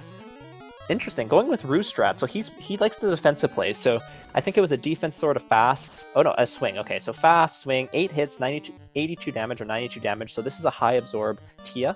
Getting some temper charges, that will do the trick. Red Mage, meanwhile, just doing some chip damage. Temper goes out though. There we go. 8 hits, 233, no crits. Xcal notorious for having a very low crit percentage, which is why people don't like it for high absorb fiends in the endgame. But we'll do some work here. Running out of temper charges, and interestingly enough, his Red Mage does not have temper. So that's something that he's probably going to want to clean up if he can, as it is at level 3. And Tia goes down. Yep, Tia goes down nice and easy. Meanwhile, Mageius taking on Tia as well, and also realizing high absorb. Temper comes out this time. Mageius making a nice adjustment to pick up fast and temper this time. Although his Red Wizard does not have fast, it will be a little bit slower. At least having temper is going to save him, because if he did not have temper, this was going to be an exceptionally slow fight. Absolutely. I'm still baffled by this party comp with having the Black Mage up front, but still keeping them alive for basically everything. Yeah. So, thank you very much, Speed Gaming, coming in with a rate of 128. For those of you just turning in, this is week 6 of the Spring Final Fantasy Tournament, Final Fantasy Randomizer Tournament 2020. This is the last week. We have 2 runners here at 1 and 4, fighting each other for glory and nothing else. They are having a great time here, and we are just about to be able to enter the Temple of Fiends Revisited as Mageius has lit his final orb. Of note right now is that the key, the last required key item for Caront, is on Mermaid's side, which is a very out-of-the-way location, so will he check there? Meanwhile, Mageius, doing his final preparations for the final dungeon, Temple of Fiends Revisited, will we see a gatekeeper? Will there be something that slows down his run to the end of this game, or will Caront have a chance? That is what we are waiting to see. And will Mageius remember to learn fast before going into Temple of Fiends Revisited? Yeah, I certainly hope so. Fast is just an actual damage multiplier. It makes it so you do twice as many hits. So, a big win. And Caront making the mermaids play first, so this is exactly what he needs to do. This is going to give him as good of a chance as any to catch up, as he will not have to check chess when he does left side C, if he does not want to. Speaking of going to mermaids, True Rhyme asking how Mageius got ahead. Mageius went and did mermaids earlier, which is where the loose key was. So he was able to go into go mode and stop checking chests, whereas Caront still hasn't found that key. Yeah, Caront's been opening every chest, and I think by the time the seed is over, he'll have opened almost every single chest other than like Keylocked Marsh and things like that. So yeah, definitely a tough break for him there. And I mean, he had the floater first, he was doing all those incentive checks, and he was just turning up nothing but Thor Hammers and Opal Cheerios. So he, caught a little bit of a bad break. There was only a 1 in 3 chance that the last loose was the key, and unfortunately he rolled that. And that is very fitting with this casino theme.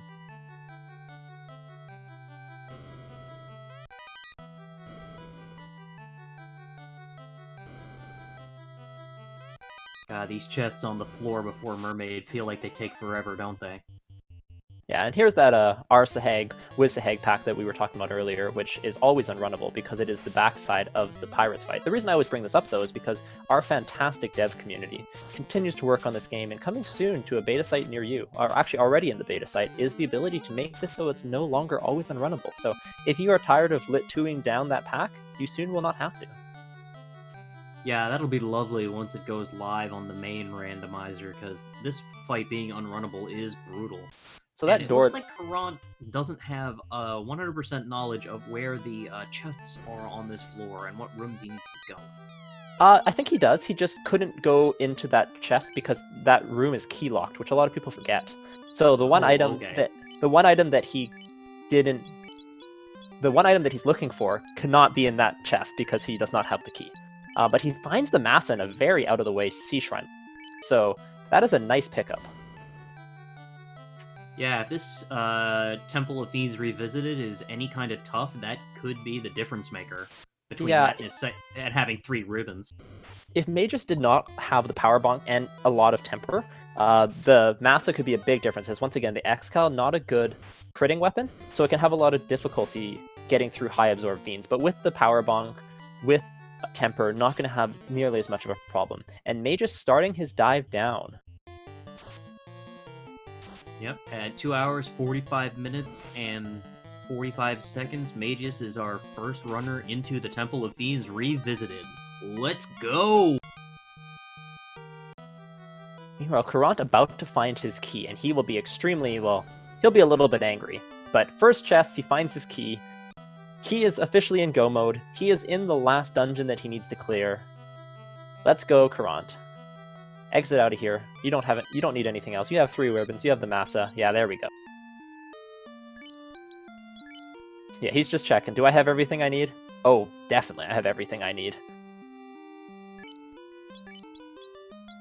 Like, you've literally got everything but the dragon armor, and at this point, who cares?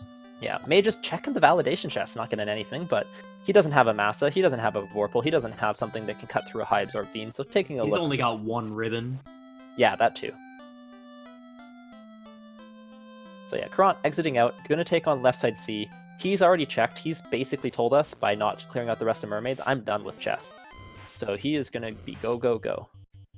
And Mageius' first encounter with Chimeras and their buddies Chimeras, they just flatten his Black Mage.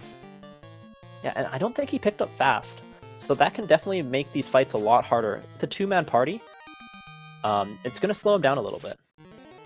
Right now, we're about 1 Topher wipe apart, if Mageius wipes on one of the later fiends, because C is not a long dungeon when you're not checking chests. Not at all. You can just go, like, you can bolt through this dungeon. There are no life spells available. We have not seen Life 2, but Life 1 was white mage locked in Canaria. Those zombies have no health. They have under 200 HP. So, not that you're going to be taking fights at this point, but those are some squishy zombies. Oh wow, Caront put Massa on his Black Mage. Oh, Black Mage hitting hard. Yeah, well, I mean, it's the only way that Black Mage was going to hit hard, considering how anemic the spells were. Yeah. So while that does maximize the damage of the Black Mage, this game tends to reward maximizing strengths more than it does more than shoring up weaknesses. So we'll see. This is totally fine for clearing out Sea Shrine, but against the later fiends, he's probably going to want to move that Massa at least onto the Red Wizard, and just have that Black Wizard just, cast buffs. Exactly. The Black Wizard can cast buffs, put Massa on someone who can use it. Yeah.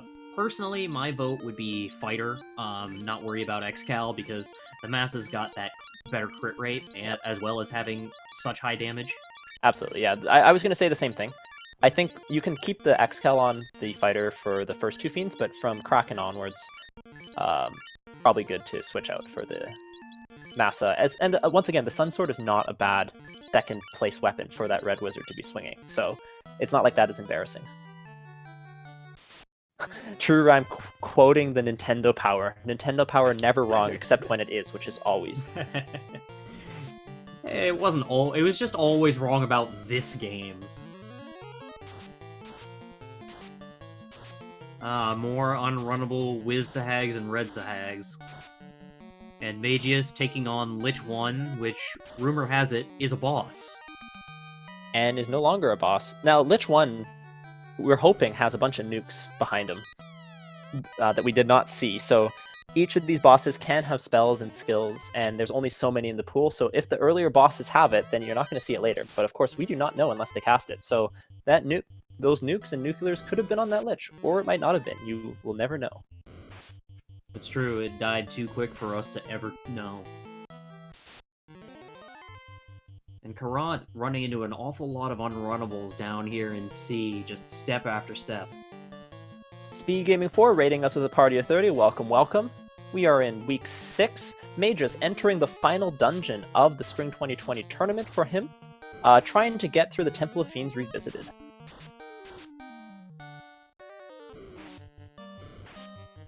Len the Cat pointing out that buying one heal pot at a time was very slow. Luckily, the randomizer adds the convenience option of buying 10 at a time. And I've seen in, I don't know if it's in the beta or not, or if it's in the alpha, but there's also now a new option to buy 49 at a time.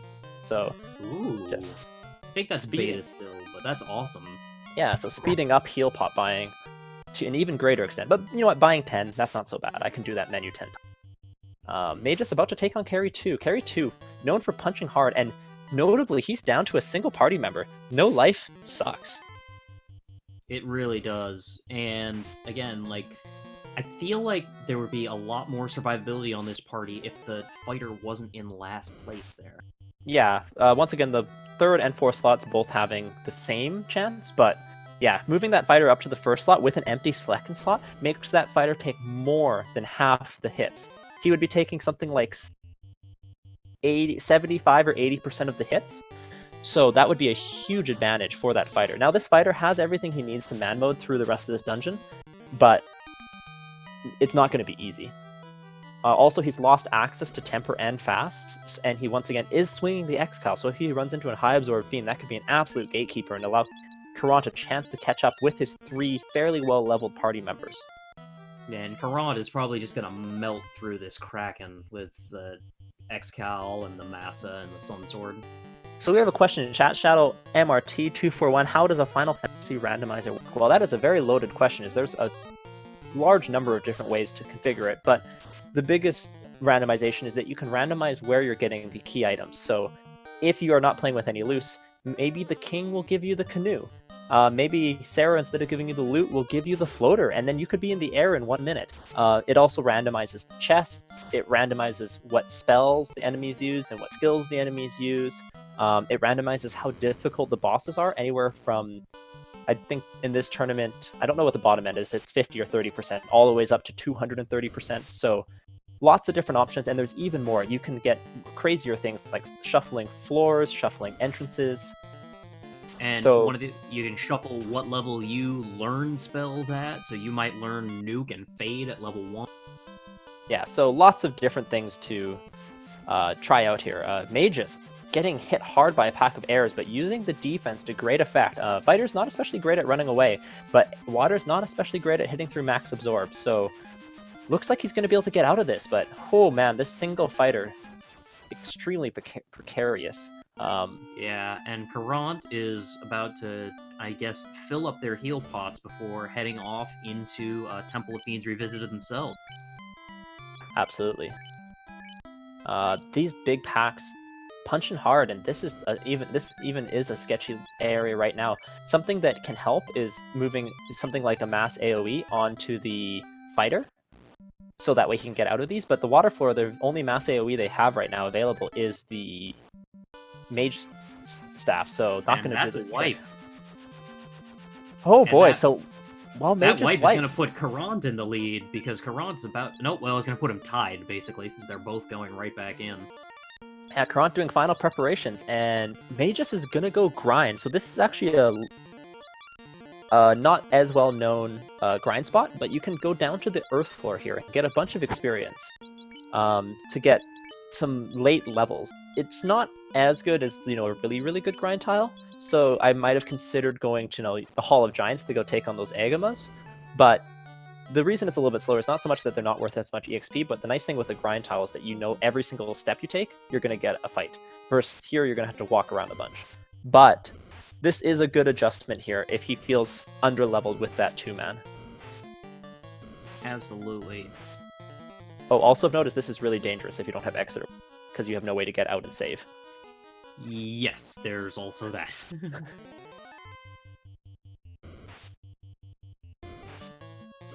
Caront having, some difficulty with trying to get away from some big packs, but they aren't, taking him out the way that they could.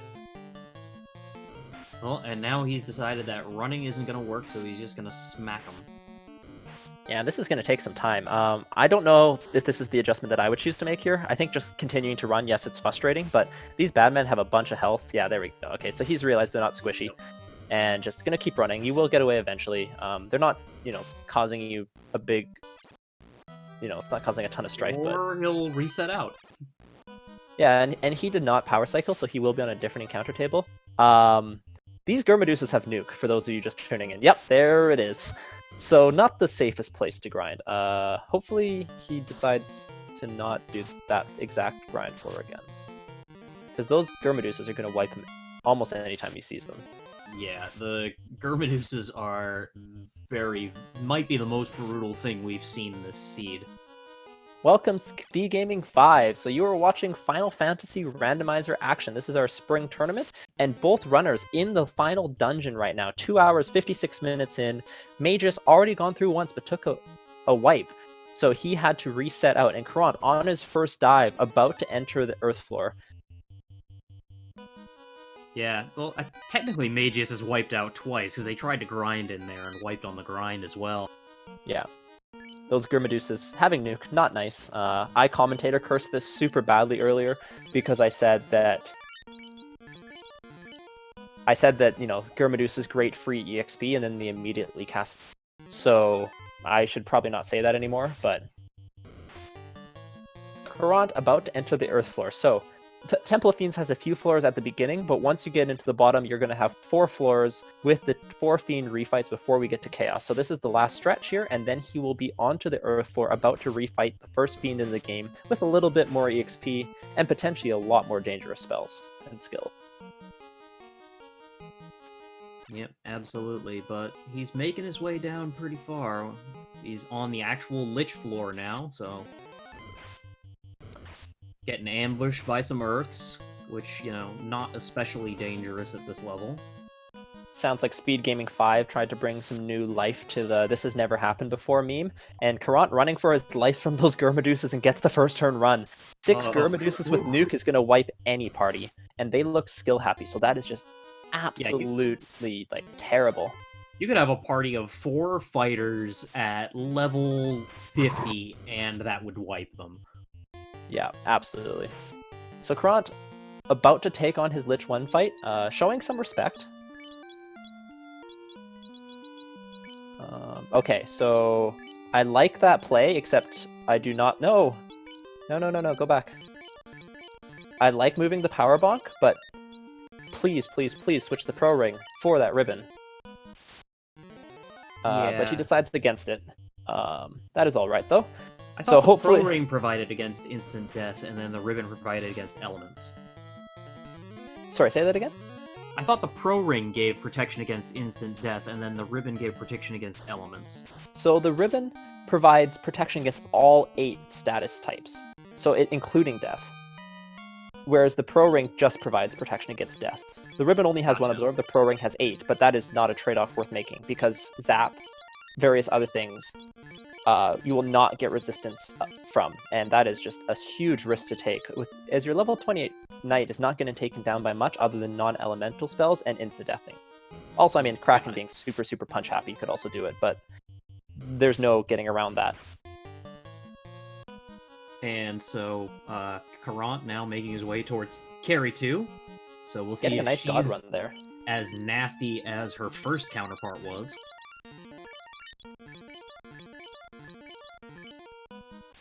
Yeah, so still not making that ribbon adjustment, but other than that, playing this fairly safe. I like that. Yeah, fast first, and no items there. I think he's looking for his white shirt, but I don't think he knows where he left it. It might be on that black wizard, so... Yeah, I think that's where I last saw it, was on the black wizard. Okay, carry's not punching hard. When you see a fiend not punching that hard, you should almost immediately switch into attack mode, because that means the most dangerous thing that she's got going for her are her skills or her spells. Yeah, so punching there is going to get the job done. Yeah, 930 damage should take out carry 2 pretty handily. In most cases, yeah, unless you're getting some max roll carries. Let's just put 2 ribbons on that black mage, make him super pretty. And we've got an unrunnable seafood party pack here.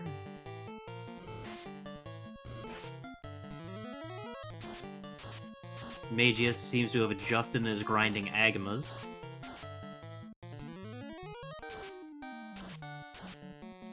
A much safer grind than trying to grind in Temple of Fiends Revisited. And Caront finally breaks down that seafood party pack, gets level 29 while he's at it. Plenty of levels to hopefully finish this seed out. And we go immediately into another unrunnable seafood party pack. Yeah, this is something where, having things like the Zeus Gauntlet can save you a bunch of casts. Or, that Thor Hammer, which I think Caront does have, can save you a bunch of casts can save you some spell charges to get through this. Oh, Ali Giraffe asking, this is Jat2980, or just Jat, in the booth. I was originally supposed to track, but we were not able to find a caster, so I am joining Dr. Funkin in the booth. And doing a lovely job at it, I might add. Thank you. Not so bad yourself. I'm surprised we're both holding up as well as we have been in 3-hour seed. Yeah, I took my anti-insomnia medications 3 hours ago, so I'm starting to feel. Yeah, absolutely. Oh boy. I think some performance-enhancing adult beverages may be in order after this, but for now, we get to see this excitement. Yeah. Always take your medicine, kids. That's perhaps not the message that we want to be sending out about performance-enhancing adult beverages at this point. Oh, I was talking about my anti-insomnia drugs. Make sure to take the drugs that are prescribed to you by your doctor. Caront, meanwhile, running into another pack of another unrunnable seafood party platter. They have Poison Touch, not the worst thing you can see. Have we seen Death Touch this race? I don't think we have. Yeah, so there could be something trolly there, and of course the Fiends can always roll, so another good way for your fighter to get taken out is Death Touch and Chaos. Oh yeah, that's always fun for the whole family. Caront, meanwhile, about to take on Kraken here. Doing his last-minute preparations. And we will see what Kraken has to offer. Kraken, well known for being punchy. Many hits in the vanilla game, can have even more in the randomizer and hit.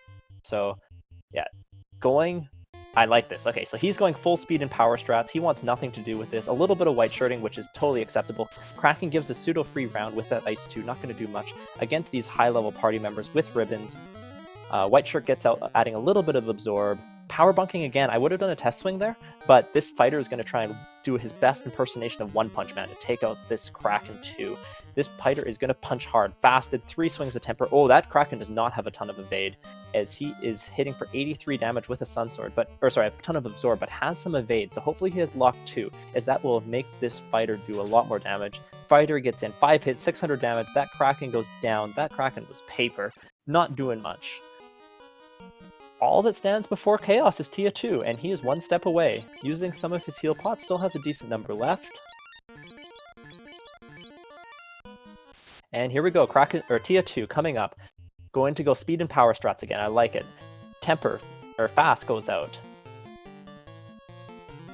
Yeah, Fast goes out, Power Bonk goes out. Gonna try and do some damage. Tia wastes a complete round with Ink, not gonna do much of anything. White Shirt goes out, gets a little bit of defense out. Power Bonk comes out.